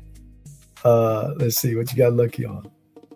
The demo pick. Yeah, was that one wrong you're talking about? Yeah, because I was in a quandary to take either one or the Burrow stuff. Because Burrow, yeah, it was the Burrow pick, huh? Got Burrow in the 70s. Yeah, I was kind of shocked. But not really the way the board landed. It's kind of like he should have gotten to you. It's a good thing that the Higgins owner was on the other side and he had Josh Allen. So whenever that happens. And I'm never going to take Burrow solo. I'm not one of those dudes. Pocket passers to me aren't that valuable solo unless they fall major fall. I think I don't think he's worth stacking with like a Jasicki by himself or something. You gotta have Higgins, Chase Brown, and or Jamar Chase to be able to stack Burrow. And I'm just not gonna take him solo, just not. More power to the guys that do. But certain pocket passers, I don't believe they have much value solo, because if they ever get there, somebody's getting there with them. So why not maximize the value of the pick of the game by having one of their targets who could be the one to get there with them? So the correlation of those kind of dudes to me has to always be with one of their targets. So I don't take Burrow naked. So you was going to get them by me. Because I didn't have no way of correlating and stacking them. But there's certain dudes you can take. I believe I'll take certain dudes solo. And everybody's not going to agree with that, but that's fine. But there's certain dudes I'll take solo at the quarterback spot because they add another dimension. Either they spread the ball around so damn much, and they got a little bit of legs too. They gotta have at least a little bit of legs. But a lot of these dudes spread the ball around so much that they can get there, and then nobody else really gets there. And I think that's where Herbert is going to fit on a little bit this year, where he's going to have some games where the ball's being spread around quite a bit. He's going to use his legs a little bit, and he's going to get there in some games, like 24, 23 fantasy points, something like that, 23 plus. And nobody else gets there in the passing game, right? Somebody might get, 6 for 50, no touchdown. Somebody might get 4 for 50 and a touchdown. That's not really getting there, right? That's like 13, 14. Then somebody might get 3 for 30 and a touchdown. So by the end of the day, Herbert might have threw for 2 touchdowns, ran for 1 or 2, but then none of the receivers kind of got there. He spread it around pretty good. Only one dude two dudes got a touchdown, and they kind of got him, in low numbers, like an Njoku, 4 catches, 30 yards, and a touchdown. Those type of stat lines are going to happen with Chargers this year because they're going to spread the ball around a little bit. They got a lot of weapons. They might even be adding another dude. So he can have some games like that where the running game is effective. They might, one of the backs might get there in a pass, and you don't got that back in the stack because a lot of people don't stack the backs with the quarterback, which is they call the unorthodox stack, which unconventional stack. That's what it's called. It's where this was penned a few years ago from the DFS streets. It's called the unconventional stack, where people were started.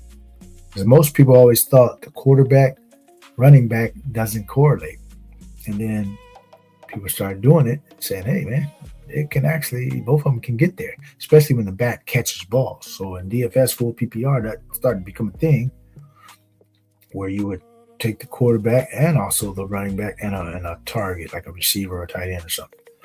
And so this became a thing. Hey, where's that dude? Okay, let's add him before we get auto-drafted. So we're going to Jaden Daniels' partner. We'll take this guy, Antonio Williams. And so, the quarterback, running back is something I'll do here even on Underdog, even if it's not a pass catcher. Because there still will be some of those games where a quarterback, especially a running kind of quarterback, can get there and his running back also gets there. And we've seen that with Josh Allen and James Cook, right? Big Dog and Lamar, they don't correlate a lot, but you can't tell me that it can't work. That Big Dog can't rush for about 150 and 2, and Lamar run for like a touchdown and throw for like 280 and 2 or 3.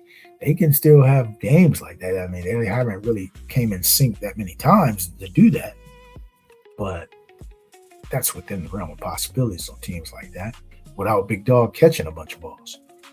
Because he can get a lot of rushing yards on not a lot of carries too if you break a couple.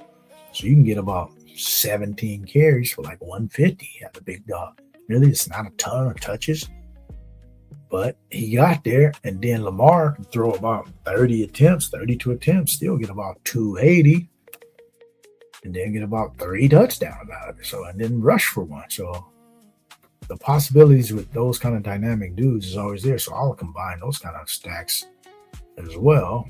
The quarterback, running back, unconventional stack, because they can give you an edge. That's what they can do. All right, what was it? Man, I need to pay attention to my roster. Make sure I got the right ingredients, because last time they kind of started auto-drafting me. All right, we got a 2-5-7-1. Okay, let's see what we need to do here. In these final clicks, we got 3 clicks left. We got 3 clicks left here in this mini schnauzer. It's our second mini schnauzer, and we're going to jump into a drafters here on Fiesta Fridays. As you're rocking with your guy, Young Moolah, we are loading the Young Moolah Express. Get your tickets right now. Go to the ticket counter because you can't buy them online. You got to come to the ticket counter. Ticket counter is right here. When you click this stream, you come into the ticket counter, you smash the like, you go ahead and subscribe to the channel, and then you got your ticket. You got your ticket to the Young Moolah Express, and then we headed straight to where? Cashville. Yeah, Cashville, USA, because we are dropping jewels. We're uncovering the gems. We're giving you the science for the winning strategy, and we are ready to pop, man. This is ready to pop right now, man. These streets is watching. These streets are busy, and these streets are exploitable. Bottom line, you can exploit things out here in these streets right now, and that's what we are doing. This is a season where people are getting excited. They kind of reacting to every little whim that they hear. They're just attacking their favorite players. And so this is when we need to just be on the hunt for the value. We're hunting for value. We're going to add Jacoby to this one. Jacoby. Because Jacoby might throw for 4,000. Yeah, you heard it here first. Don't be surprised if Jacoby throws for 4K. It's not out of the question. He's got good weapons on the outside. He's got a good tight end, all pro. He's got maybe his Dortch back. I don't know, he might have a third receiver. And then he's got the ultimate weapon who could be used a lot in that passing game. Since they're talking so much about using Algier a lot in the run game, that could mean they could be using Love a lot in the passing game. He could be playing slot. They could be running a lot of what they call 23 personnel, 22, whatever. 2 running backs. It could be some 2 running back packages where they're playing Algier and Love. I definitely know they're going to do that.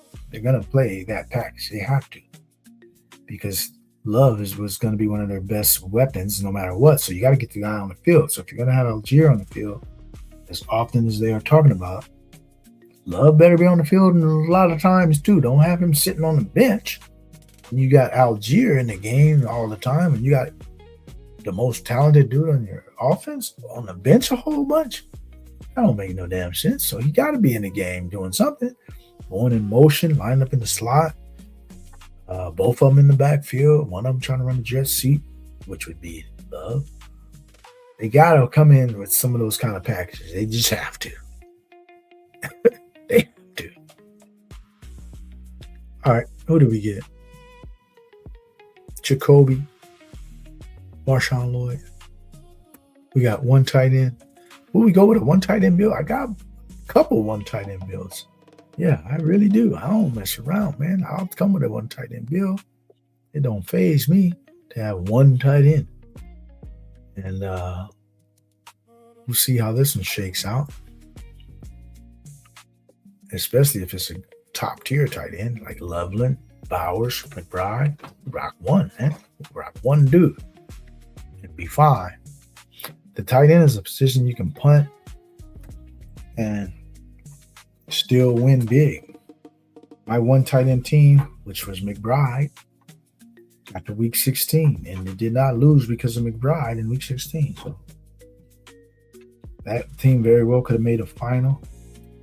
And it didn't, but it very well could have. So 1 tight end builds are fine if you got the right tight end, right? You better have one of them top 2-3 tight ends, obviously. And that's would be the only way I would do it, with a Bowers, McBride, Loveland.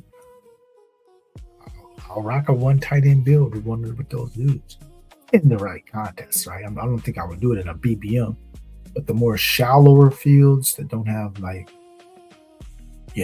hundreds of thousands of entries and 600 plus, 500 plus in the final, you can rock a 1 tight end kind of build. Some of these, it don't matter the price of the entry of the contest. It just matters on the structure, how many make the finals, how big is the field. So, but all that aside, we are rocking with another tight end on this build because I found a guy who correlates too. We're going with Michael Mayer as our 2nd tight end, or a little bit of correlation. And so we're going to go ahead and review a couple of teams here. Let's see who we got. We got our guy King Kelce in here. And so we'll go ahead and review his team as well as mine. And then we're going to jump over to drafters because I want to do one more draft, man. And I haven't been on drafters all year. So we're going to do a drafters after here, the mini on drafters. Drafted Lemon first. The guy had Chase start, but it worked out. Good draft. Yeah, let's go ahead and review our teams, man. And then we're going to jump into a drafters as you are rocking with the Moolah Express here on Fiesta Fridays. Let's see what we got. We got our guy King Kelce coming out of the 3-hole. He was right next to me. So he has a 3.672. Looks pretty solid from what I saw initially. So let's see how you finished it. You got Burrow, Cam Ward, Mendoza. That's a good room. You got Steely veteran Burrow, who even fell a few picks. And you got 2 young guys, Cam Ward, who could be on the come this year. He could be really rising. He could be looking to make his mark. And we got Mendoza, who's a guy who I believe will be in sooner rather than later. Everybody thinks, oh, Cousins might play the whole year. Not buying that. I think Mendoza is already better than him. And they just babying him. But for whatever reason, that's fine. But he'll be in sooner rather than later because Cousins hasn't shown me a lot lately. But we'll see how that works out. So he's got Burrow, Ward, Mendoza. Nice mix of talent there. Jeremiah Love, Demo, J.K. Dobbins, Alvin Kamara, Mike Washington, and Katron Allen. Nice backfield mix. When you got Love, I do want some other dudes who are going to be solid in their roles behind him. And you got Demo, J.K. Dobbins, 2 dudes solid in their roles. You got Kamara with a role. You got 2 rookies after. You got 3 rookies altogether, including Love. So it's a good mix of talent and veterans and rookies. So we'll see how that plays out for you. And then you got Jamar Chase, Luther Bird, Makai Lemon, Josh Downs, Wandale Roberts, Casey Concepcion, Jalen Naylor. Again, a nice mix of veterans as well as guys who are very young. Makai Lemon, Concepcion, Burden, very young. But it's guys with great roles I see on their teams. You got a guy like Concepcion. Could be one of the top receivers on his team. You got Burden. Could be probably the top receiver on his team. And then you got guys who are switching teams or getting elevated roles. Wandale, switching teams, pretty good role. And then you got an elevated role in Josh Downs, the way they're talking, right? He's going to have a bigger role. So I like this room was well put together. Jalen Naylor switching teams, could have a good role. So, yeah, I like that wide receiver room. And then you got the number 1 stunner, Brock Bowers. Friarbuff. I think that's the tight end room I had on the last draft. So I do like that kind of a room where you only need 2 and you got a Brock Bowers. And so getting a guy like Friarbuff late is a guy who a lot of people are kind of writing off for some reason because I don't understand why his ADP hasn't moved a bit. All drafts, he said, this guy is definitely going to have a quality role there in Pittsburgh under Mike McCarthy. So good draft altogether. I like that team, and you definitely got a shot coming out of this one. And I hope I'm joining you as we are in the 2-hole with a 3.672. We took Jaden Daniels. We got Tyler Shuck and Jacoby Brissett. And once I took Jaden Daniels, I thought I might take a certain guy super late, but I didn't get around to it since I had gotten Antonio Williams. And the build just steered me a different way, but we like this build. We like this room of Shuck, JD5, and Brissett.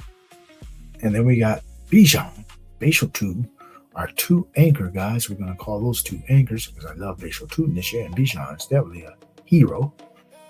So we got Tyjae Spears. I waited till the 12th round to get my next running back. Tyjae Spears, Tyler Algier, Zach Charbonnet, Marshawn Lloyd. Some guys with contingency value, and another guy who's coming back from injury. And one guy they keep talking up that he's going to play all these downs and get so many touches. So let's see what they're going to do. Tyler Algier, what they going to do over there? But we also wanted to pair Tyler Algier with our Michael Wilson pick too. And so our receiver room, we got Pickens, Olave, DK Metcalf, Chris Godwin, Michael Wilson, Jalen Coker, and Antonio Williams. So we got the 1 rookie and quite a bit of veteran experience here in our receiving room. And guys who are playing for something, they just broke a lobby off with the contract, so he's no longer playing for that contract. But he's in a good offense, probably looking to really show that he belongs amongst the elite. We got DK, supposed to have a different role, maybe a featured role here. We got Godwin, bounce back. We got Pickens still playing for that contract. And actually, at this point, I don't want them to pay him. I'm being selfish. I do want the guy to get his money. I want you to get paid, Pickens. You will get paid. Just not right this minute. Keep that carrot in front of him. Keep it dangling so he just plays with a little bit more hunger than he normally would. Like last year, he played with that hunger, thought he was going to get a contract. They didn't give him a contract.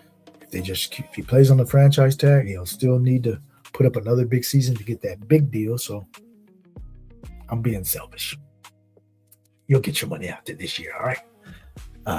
Then you got Coker, a guy who just got a little bit of an extension. But I think this guy is one of those dudes who just want to prove himself, kind of like a Parker Washington. So I think he'll be highly motivated. And then we got Antonio Williams, our rookie, paired with Jaden Daniels. So we got Colson Loveland, Michael Mayer. We didn't want to go with one tight end on this build. So we brought Michael Mayer in as a correlation to our Jacoby Brissett Arizona stack. All right. So that does it with our 2 drafts over on Underdog. Let's see, man. We're going to switch over to drafters, man. We're going to mix it up a little bit. Let's mix it up. Do a drafters, man. I haven't done a drafters. So we're going to do a mini $3 over here on drafters. As you are rocking with your guy, Young Moolah, over here on Fiesta Fridays. Drafters, you say? All right, we're doing drafters. Don't look at me like this, though. Don't give me this. What you talking about? What you talking about? What you talking about? What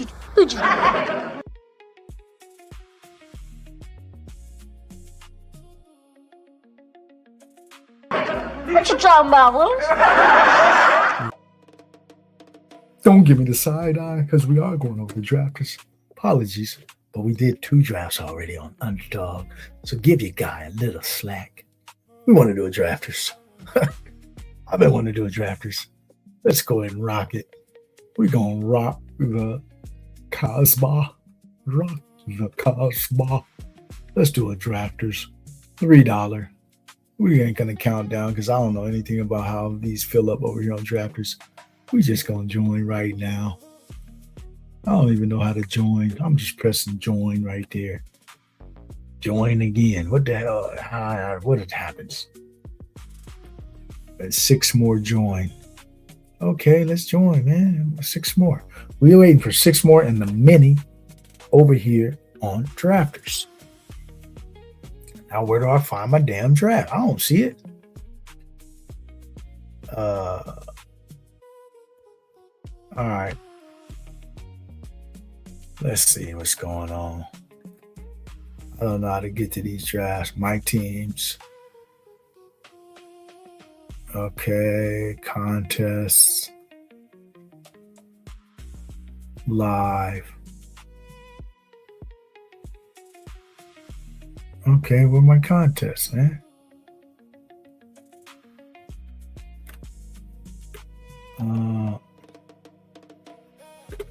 Yeah, how do you enter these rooms? I don't even know. They're going to start drafting without me, probably. I don't even know how to enter these drafts. It's telling me. That's the early ones. What about right now? Yes, I am. Don't I got a live draft drafting right now? Where is it? Upcoming. Oh, there we go. See? Man, what is going on, man?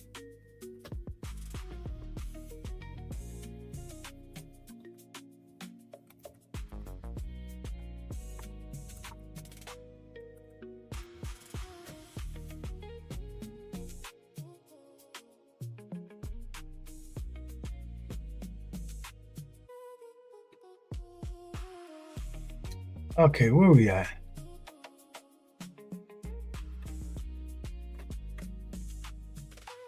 Let's see, where we at? Do these automatically just start or something? I don't know. I'm lost over here. I'm looking for the draft. Does it automatically load the draft board or anything? I'm just in here. Over here on Drafters. We don't know what we're doing. We're just looking for the draft to populate and see what happens. Did anybody get in this one too? Yeah, let's see. Anybody get in on this Drafters one? Because I'm looking for it to populate. I don't know where the hell it is.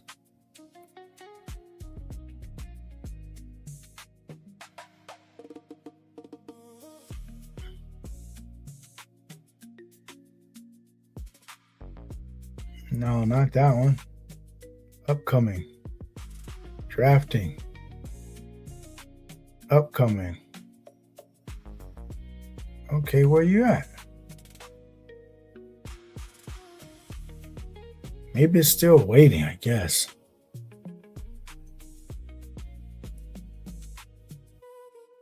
Oh, draft now. Here we go. I guess it was just waiting. All right, let's see what we got. We're in the 4 hole. What we got? Anybody in this Drafters with me? Did anybody make the Drafters? If not, we just gonna rock it. We're gonna rock one draft on Drafters, which is PPR. So full PPR. I am ready. Let's draft.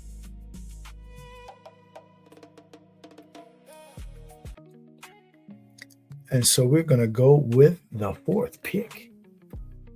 I'm gonna go ahead and load my queue up right now. So I know I'm getting one of these dudes. The top 4 stunners. We're just gonna take one. Where's the queue? Okay, I got my queue. All right, I'm figuring things out on the fly. But one thing, I don't know what draft board to show. Where's the draft board? So I don't know how this draft board is going to show, but we'll still figure it out. I guess I'll just kind of show, let's see. Let's make this pick here first. We're going to go Jamar Chase, obviously. But let's see where the draft board shows.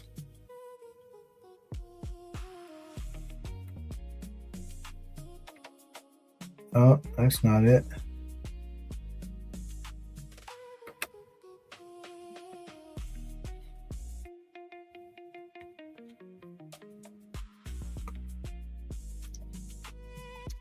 Okay, let's look for the draft board.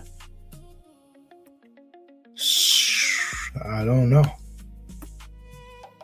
Let's see. Slider view. What's that mean? Board view. What's that do? Okay, that drops it down a little bit. So maybe we'll just follow that. Follow that plus minus. I don't know. We're new to Drafters. We'll just do it like that. We'll rock it like that. Follow a little plus minus. Yeah, there we go. Let's see how that looks on screen. That's fine. You guys can see some stuff, right? All right, we are rocking with GAB Sports on Drafters in the mini contest. They're mini $3. So we are in the 4 hole. We got Jamar Chase. I think correlation probably is a lot less valuable here in this kind of a contest. And so we're going to go with Drake London. And yeah, I think it's one of those things where it's a PPR contest. You're not in any pods. You're going against this entire field. So correlation to me is meaningless.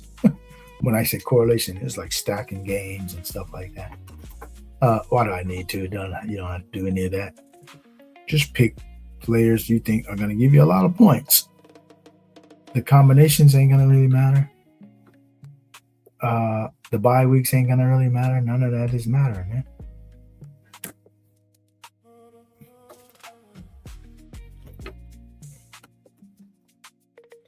Who's on the clock? Not me.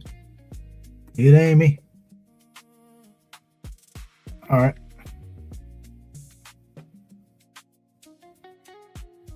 You want to go by ADP? No.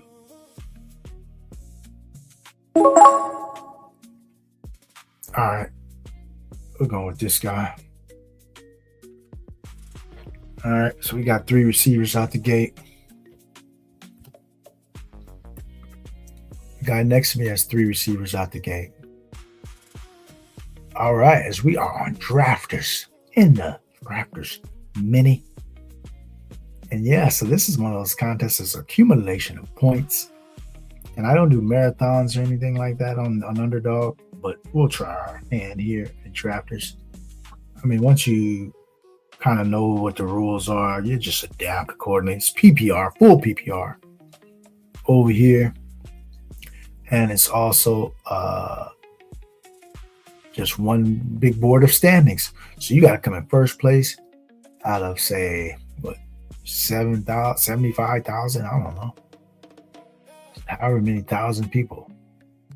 38,000. Because I think it's a $3 max, a $3 entry, 100K max or 75K max, something like that. 75K guarantee. So basically, you just got to come in first ahead of 20, 30,000 people. I don't know. 30,000 people come in first place. And they have weekly prizes too, I hear. So we're willing to throw our hat in the ring for a few dollars here. Yeah. Let's go ahead and do it. See how it works over here on Drafters. We got 3 guys going 3 straight running backs. 3 straight receivers.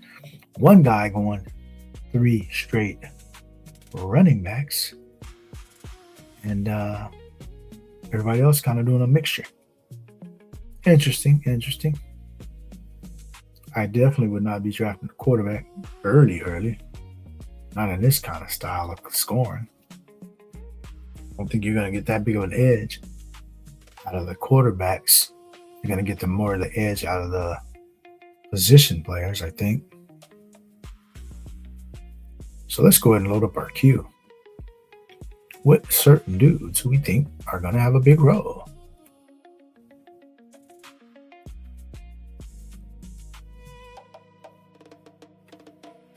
So our queue is loaded up.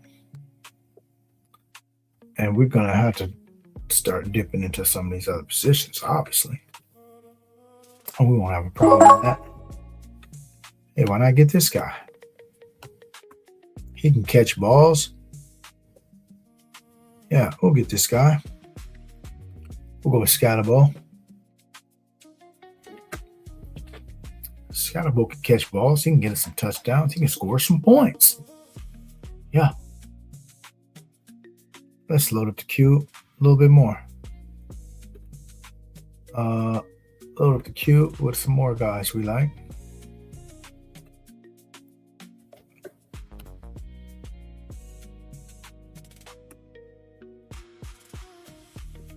I think we can bump him up. Oh, we're going Demo. Yeah, Demo, he can catch a few balls and he can get some touchdowns. And he's on a good team. All right, so we got a 0, 2, 3 through 5. 2 running backs. Scattable, Demo, who do have the same bye, by the way, but that's not a problem at this point. So we're going to add several more running backs that I obviously won't have that same bye week issue. Right? And so 0, 2, 3. We got 3 number 1 receivers on their team. Chase, London, Igbuka. And let's see what else we can add to the queue here. We're just going to start clicking some people. Clicking on some names of guys we would love to get at this price. All right? We don't know if they're going to be there or not. But we'll gladly take a chance that they are there. Maybe they will, maybe they won't.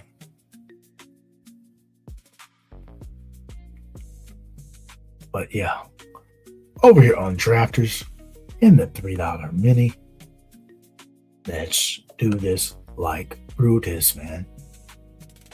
So, yeah, I don't have a ton of experience on drafters. But hey, man, we're trying something new. We're trying something different because we are here to have some fun on Fiesta Fridays. You are rocking with your guy, Young Moolah, in the saddle. And we got some things going over here, man. We got a pretty good build through 5. But it's always to have a good build through 5. You haven't gotten to anything difficult yet. No difficult decisions quite yet, right? Let me see. Let me add to my queue a little more.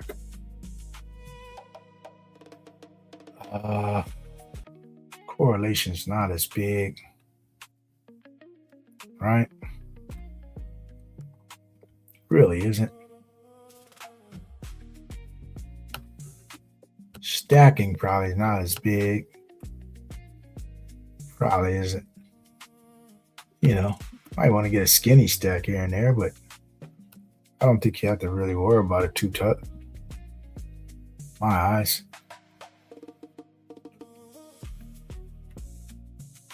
Okay, let's see what our queue is looking like because we are coming up in a couple picks. Our queue is nice and full. We are on the clock. Let's see what the queue is showing. BTJ, Jordan Tyson, Jalen Warren. We're just going to click right at the top of that one. Top of the queue. Top guy click.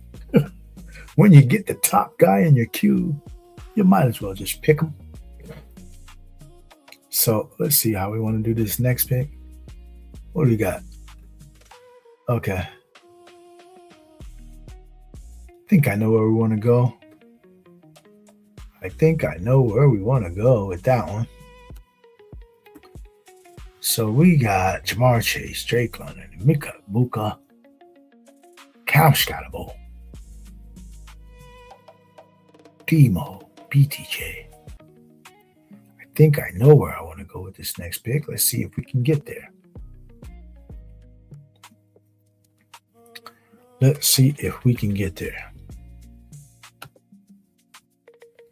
Let's see if we can get there. The guy in the number 3 spot. Let's see what he's going to do. He let us get there. We'll go ahead and do it. We're going to take Trevor Lawrence because we need a quarterback. You got to have some good quarterback play in these kind of contests. And we're looking for Trevor Lawrence to potentially have a big season. And don't put it out of the question with the arsenal that they have and with the coaching and the play calling that they have. I'm going to whisper this. Trevor Lawrence might be flirting with MVP.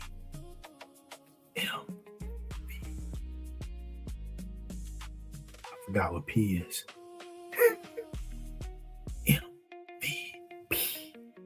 An MVP type of season, man. Yeah. That could be coming from your guy, man. Don't discount it. MVP type of season from our guy, Trevor Lawrence, man. It could sit within the cards. They got explosive options, really good players all around the perimeter. And depending upon how much Travis Hunter plays, that adds another dimension, right? Another big time player gets in on the action, right? And so Trevor Lawrence is loaded with weapons, man. And he's a guy to me that needs weaponry around. I don't think he's an elevator of talent. Like, he doesn't make everybody around him better, in my eyes. But a lot of talent around him will make him better, if you know what I'm saying. You know, there's certain dudes that a Mahomes, a Jaden Daniels, a Lamar, they gonna make everybody else around them better, right? They, hey man, you give me some average dudes, they gonna shine with me because I'm gonna be throwing darts. I can run, I can, defense is focusing on me, so I'm making everybody better. Trevor Lawrence, to me, is the opposite.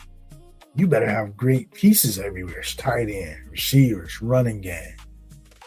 Then he can function and be a high-level player in that environment. But if he didn't have really great talent around him, he ain't going to elevate the team, put him on his back, and just be throwing darts all over and, you know, making dudes play better than their abilities. He's not that kind of dude. But he does have hella weapons and hella talent around. So that could lead to MVP for him, right? You know, because he got the weapons. He got the infrastructure. So that's why you don't rule out him having a great year, because he got all the infrastructure around him. All right. What do we want to do here?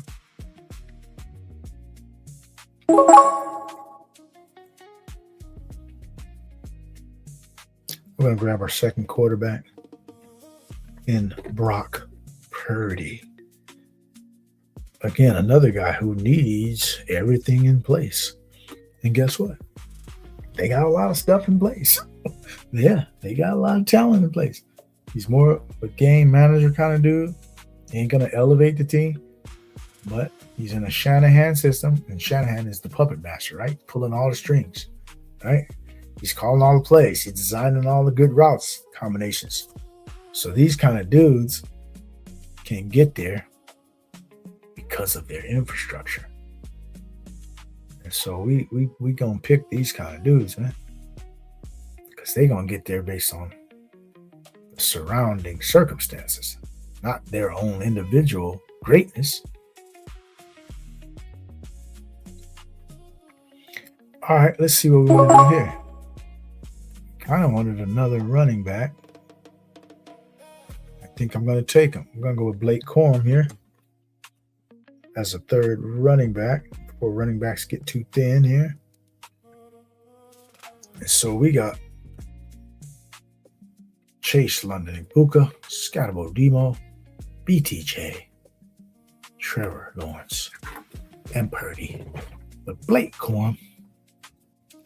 So, yeah, we got 2 quarterbacks, 3 running backs, 4 wide receivers.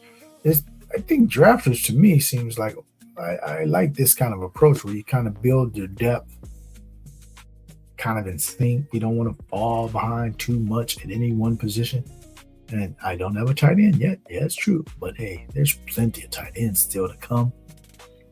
So I wasn't really worried about that position, but you kind of want to get some quarterbacks over here, it seems like. You don't want to wait too long on the quarterback spot before you at least you get your first. Because remember, we're going against the whole field here. And so starting with a guy like say Cam Ward or Stroud was your first quarterback, I think you're just giving up too much of a head start and too much of a potential. Not enough. It's not enough at the quarter. So, I mean, those guys might finish ahead of where they're projected. That's no doubt can happen. I think over here, my mindset would be to at least lock down at least one quarterback within that, 8th, 9th kind of round where you're getting a kind of a guy who could be a premier guy and then go from there. So maybe you got 2 before there. I got 2 before there. I got mine 7th, 8th. Some people got their 7th, 9th, 6th, 8th, 6th, 9th. But I don't want to wait too long on my quarterback room because that's where most of the points are scored, right, from the quarterback spot. So you definitely want to have a pretty high floor of points for the quarterback. Remember, you're playing against the whole field in this contest. You're not just in a pot of 12. Going against the entire field. So we got a team that can beat everybody. We're trying to beat everybody. So we'll go with Purdy. Give us a little correlation in our first tight end off the board. We're fine with that. As Purdy can be a big contributor in that offense.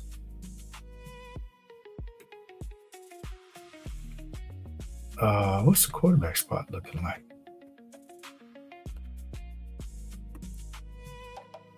The quarterbacks.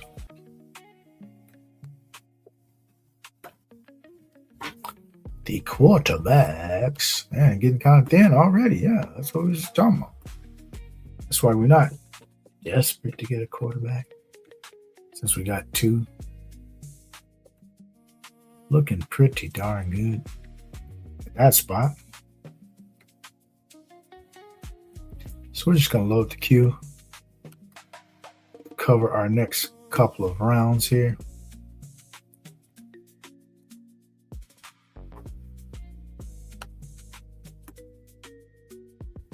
Cover the next couple of rounds. All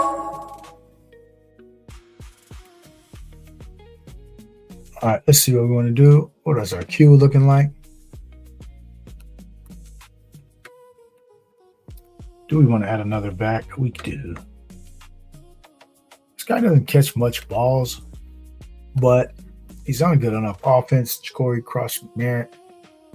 And he might catch a few more balls. They say he's been working on his pass catching skills. So we'll see how that works out. As we got our guy,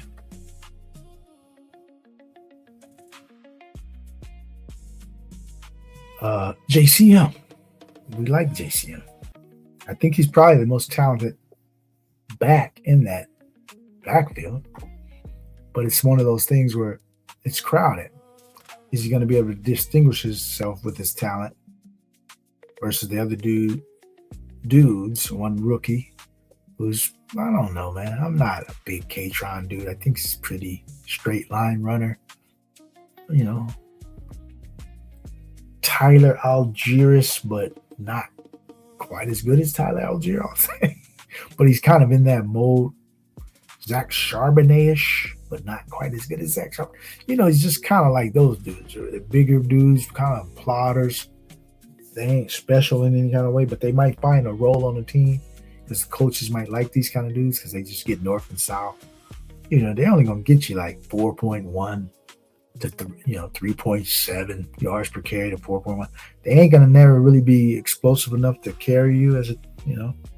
But they could find roles, these kind of dudes. They become kind of nuisances to dudes with real talent, like JCM, like Jadarian Price. These dudes with real talent, these dudes become nuisances sometimes because they ain't really doing a lot. But the coaches tend to like these kind of plotter dudes. They don't fumble, maybe. And that's how I look at K-Tron now. I don't think he's that good, really. And he's not special. And so a guy like JCM has way more talent than him physically as a runner, as a playmaker. And so those are the kind of dudes that can separate themselves, actually. Whereas K-Tron Allen ain't gonna never separate himself. He just becomes a part of the rotation if he ever gets into it. He ain't gonna never just blow the field away and be like, oh, we gotta sit this dude because we got K-Tron Allen. No, you ain't gotta sit anybody for K-Tron Allen. He just might be in the mix. He's one of those kind of dudes. He's just in the mix. You ain't sitting nobody. We're going to go with Woody, who can catch balls. So we got Woody and Demo out of that Houston backfield. So I don't mind doing teammates in this kind of a contest, especially if one of them has a third down role, which this guy could potentially have. And you get into some kind of contingency value as well if the other guy goes down. So don't mind doing that in this contest or style of contest.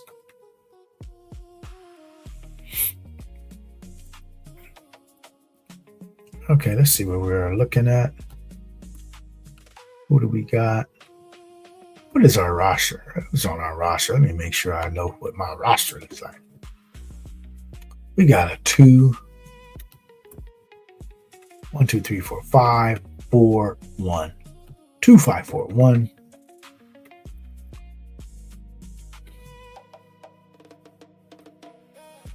Let's see where we're going with this next pick.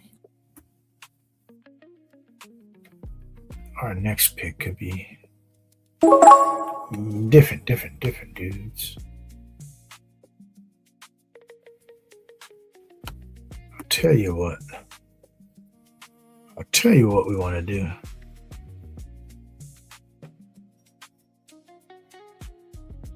I'm going to go with Jalen McMillan. We're going to go with Jalen McMillan.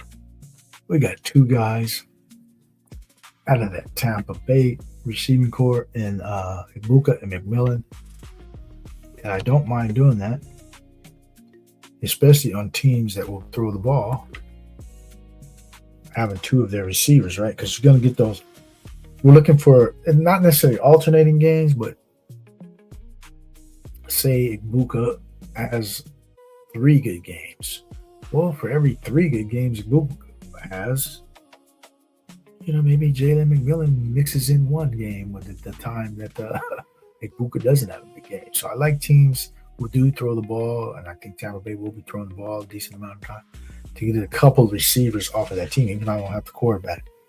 Because you can remember, we're looking for total points here. So the times Ibuka don't have a big game, hey man, maybe his teammate has one. That's the thought process there. And so I can lean into those kinds of picks on a site like this a little easier even than on, say, an Underdog or something, right? I mean, I do it over there too, but I see the way it really works on this kind of site, in a total point site.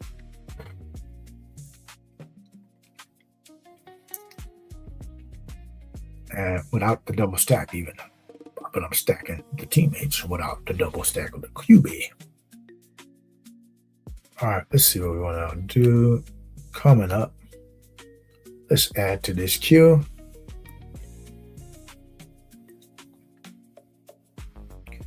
I do know, let's see. We do need one of those. We do need one of those. Because they are kind of running out. Why are they running out? Because people panicking. Right? There's a little bit of a panic.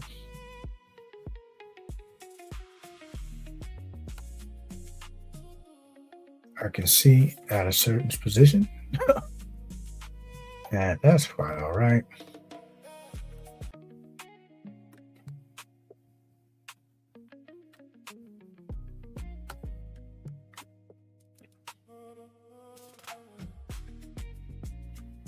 Let's see what the queue looks like for us as we are on deck. I think I know where we're going.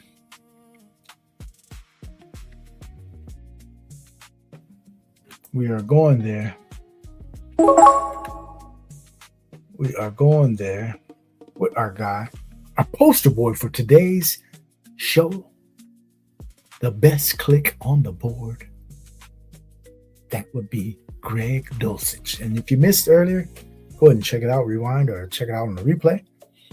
As we mentioned that Greg Dulcich is a guy on this Miami Dolphins team who is in a great spot this year because there aren't any premier wide receivers on this team, right? So he can end up being the leading receiver on this team. When I say receiver, he could lead in either of the categories: most catches, yards, touchdowns.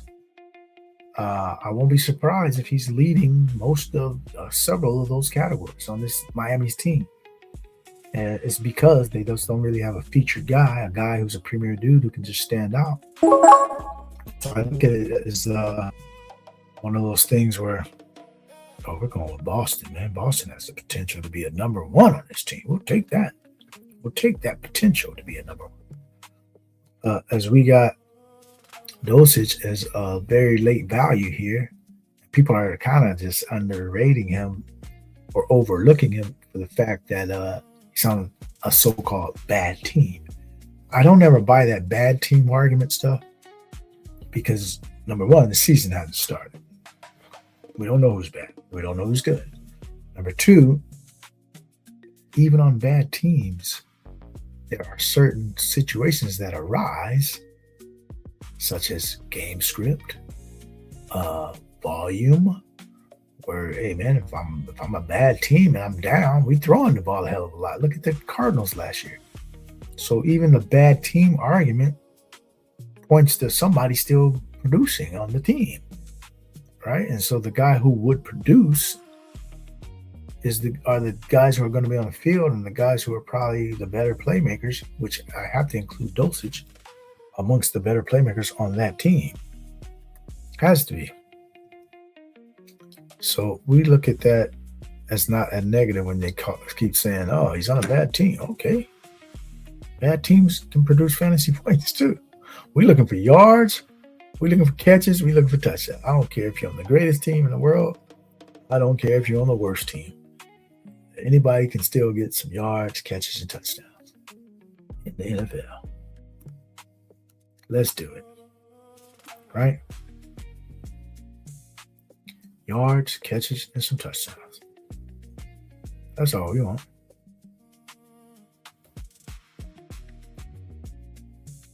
All right, let's see who else we need to get. What is our roster looking like? We have a roster of 2 quarterbacks, 2, 3, 4, 5 running backs. Oh, we get 20 roster spots over here, huh? 1, 2, 3, 4, 5, 6 receivers and 2 tight ends. Okay, so we can go any position here.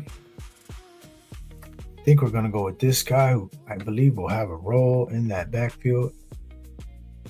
Marshawn Lloyd.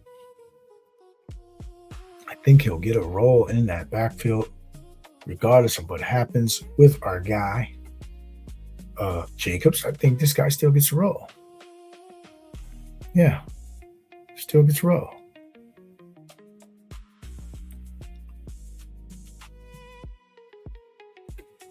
Okay, let's see who else we can pick up here late. Add to the queue. Let's add to the queue. Add to the queue. Let's add to the queue.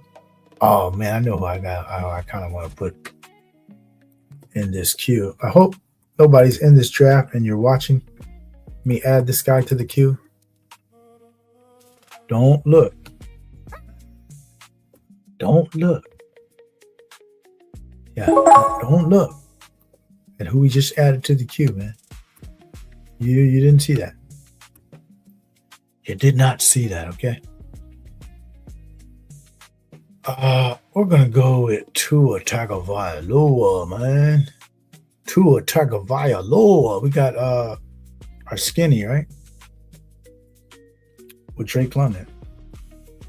Yeah, so we added Tua Tagovailoa. How many more clicks we got? 18, 19, 20. We got 3 more clicks. So 3 more clicks. I think I know what I want to do. We got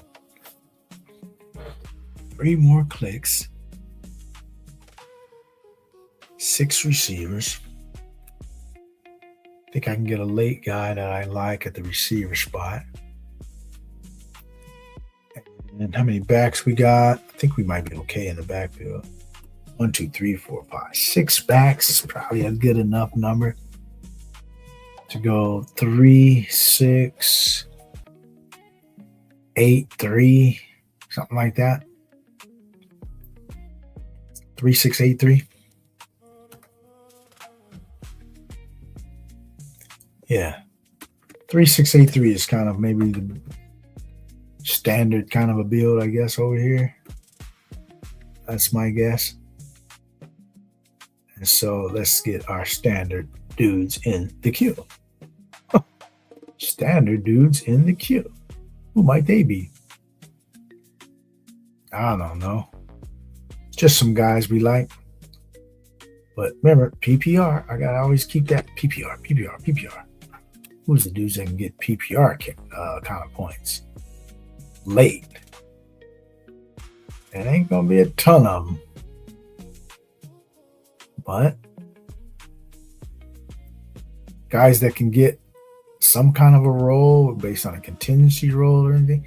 Because some dudes are going to get in and they still ain't going to do shit, right? I don't like drafting dudes that, but yeah, you got on the field, but when you got your opportunity, because a receiver is not like running back. A receiver getting an opportunity doesn't necessarily mean he's going to get open, right?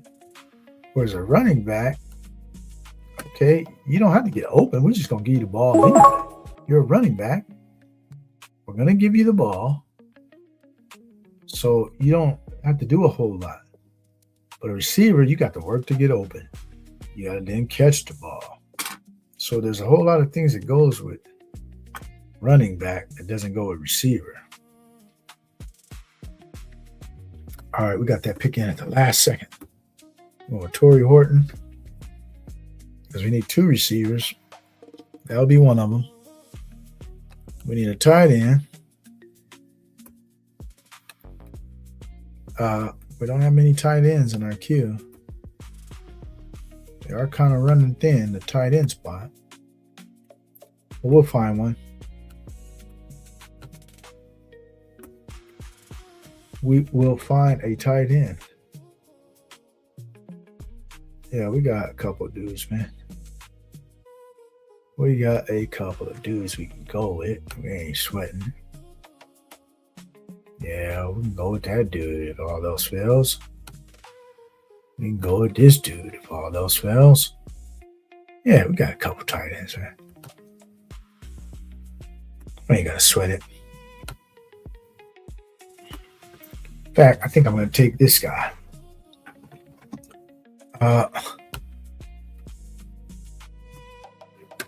Yeah. We're going with Michael Mayer. A little contingency value on a Bowers injury potentially, as well as they're going to play quite a bit of 2 tight end sets. Michael Mayer, he's with Kubiak. Kubiak is a 2 tight end dude. I don't know if people forgot, but he had some of the best packages going before this became a trend. I mean, it was starting to become a trend, but the way he was implementing it in New Orleans, he had a lot of success already before McVay started really doing it. So McVay was kind of doing it, but he had kind of scrub dudes in there.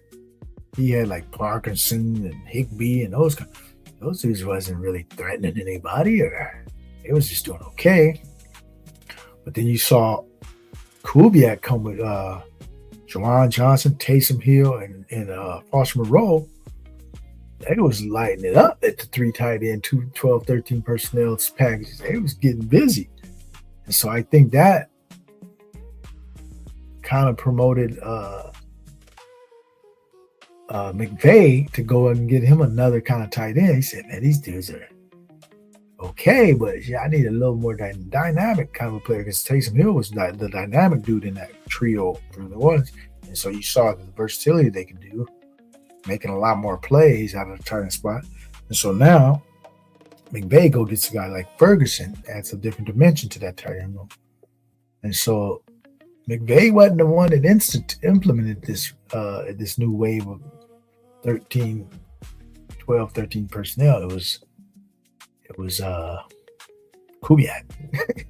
Kubiak is now on the Raiders.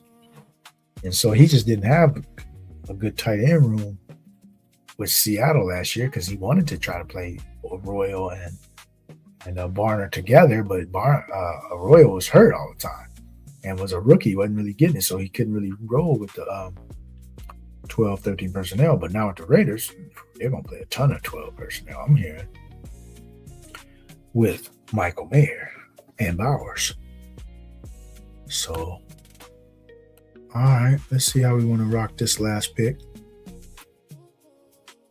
I think we're going to take this guy right here. What would Xavier to get? All right, so we got our team already here on Drafters. So are we going to go ahead and review this team? We're going to go ahead and review this team and then check on out of here. And we thank you for coming on in here with us on Fiesta Fridays. We had a nice time drafting 2 drafts over there on Underdog, and now we just did a Drafters. Let's go ahead and review that team on Drafters. All right, let's do this. Well, so we got a 3683 over here on Drafters in the $3 Best Ball Championship Mini 3. We got Trevor Lawrence, Brock Purdy, Tua Tagovailoa. All 3 bye weeks different for the quarterback room. That's kind of, maybe ideal. So you got 2 of them available at all times, barring injury, right? We got Cam Scotabo, Demo, Blake Corn, Ja'Cory Crossgate Merritt, Woody Marks, and Marshawn Lloyd. Pretty okay with this backfield. Guys who are involved in the passing game, guys who do have roles. And so we also got our receiver room. We like this quite a bit. We start off with 3 of the damnedest. We got Jamar Chase, Drake London, and Emeka Egbuka. And then we ended up, getting a pretty good price, I thought, on BTJ. We'll take it there. And his ADP 67. We got him 69. Yeah, we liked him as part of this group because we was able to stack him with our guy, Trevor Lawrence. And then we got Jalen McMillan to pair with Emeka Egbuka. And we got Denzel Boston, who could become a number 1 on his own team. Oh, excuse me. We like that kind of a potential upside, right? Where a guy can become his number 1 receiver and you're getting him like the 15th round. We'll take that every day. And then we got Torrey Horton, a late pick, a guy who is not a bad player, right? And then we got Xavier Legette, who could capitalize on this Chris Brazzell season-ending injury. So we got him as our last pick. And we got tight end room of George Kittle, our best pick on the board. Topic for today, Greg Dulcich. Go ahead and rewind this and check it on the replay. And what we mentioned and talked about Greg Dulcich. And as you come on and subscribe to our channel, like the video, smash the like if you would. Appreciate that. The algorithm definitely appreciates it. And we got Michael Mayer as our last pick. So that sums up our team over there on Drafters. This is our first Drafters that we've ever done live. And so we go ahead and appreciate you for hanging around and watching that. As we are going to go ahead and sign off here. But we want to go ahead and invite you all to be a part of our road to 300 subs. As we are on our road to getting these 300 subs here at GAB Sports. And so we want to go ahead and invite you all to subscribe to the channel. Invite your friends. Come on over to join the Young Moolah Express if you are ready to take this trip with us to Cadville. Because we are excited about things we have coming up down the pike. Because we will be in these DFS streets as we are each and every year for the past too many years to count. But we started streaming last year our DFS content. And so if we reach these 300 subscribers, we will go ahead and bring to our community of subscribers our week 1 top DFS plays for free, as well as our top NFL picks for free. If we reach this subscriber goal. So come on, man. Come on. Like the video and subscribe to our channel. Follow us on social media at GAB4Young. That's GAB, the number 4, YUUNG. All right. So go ahead and join us here on this journey, right? And we appreciate you, and we are definitely excited to bring you more content. And so check out the schedule in the outro as we are signing off right here, right now. But go ahead and check out the schedule as we will be back with you on Sunday, barring any unforeseen circumstances. We come with our knockout brunch, which is a pretty interesting show where we pit 2 players usually, or teams. I think I had 2 teams lined up, and we pit them against each other. And at the end of the show, or before the end of the show, someone has to get knocked out in this battle. All right, so we'll go ahead and bring you that on Sundays. Check it out in the outro, our schedule. All right, peace out. I read the board like maps. 3 moves ahead, no cap. You draft on vibes and dreams. I build my league from scratch. My bench got hidden gems. Your roster full of names. I spot the league before it shows, then pour salt on the game. I trade like a casino, flip risking the gold. You chase last week's fireworks, I chase the box score code. I know the soft matchups, line up buffets and rain. I turn a sleepy Sunday into a money train. Check the line, I'm locked in. Every we got teeth. You bring a hot take, I bring season long receipts.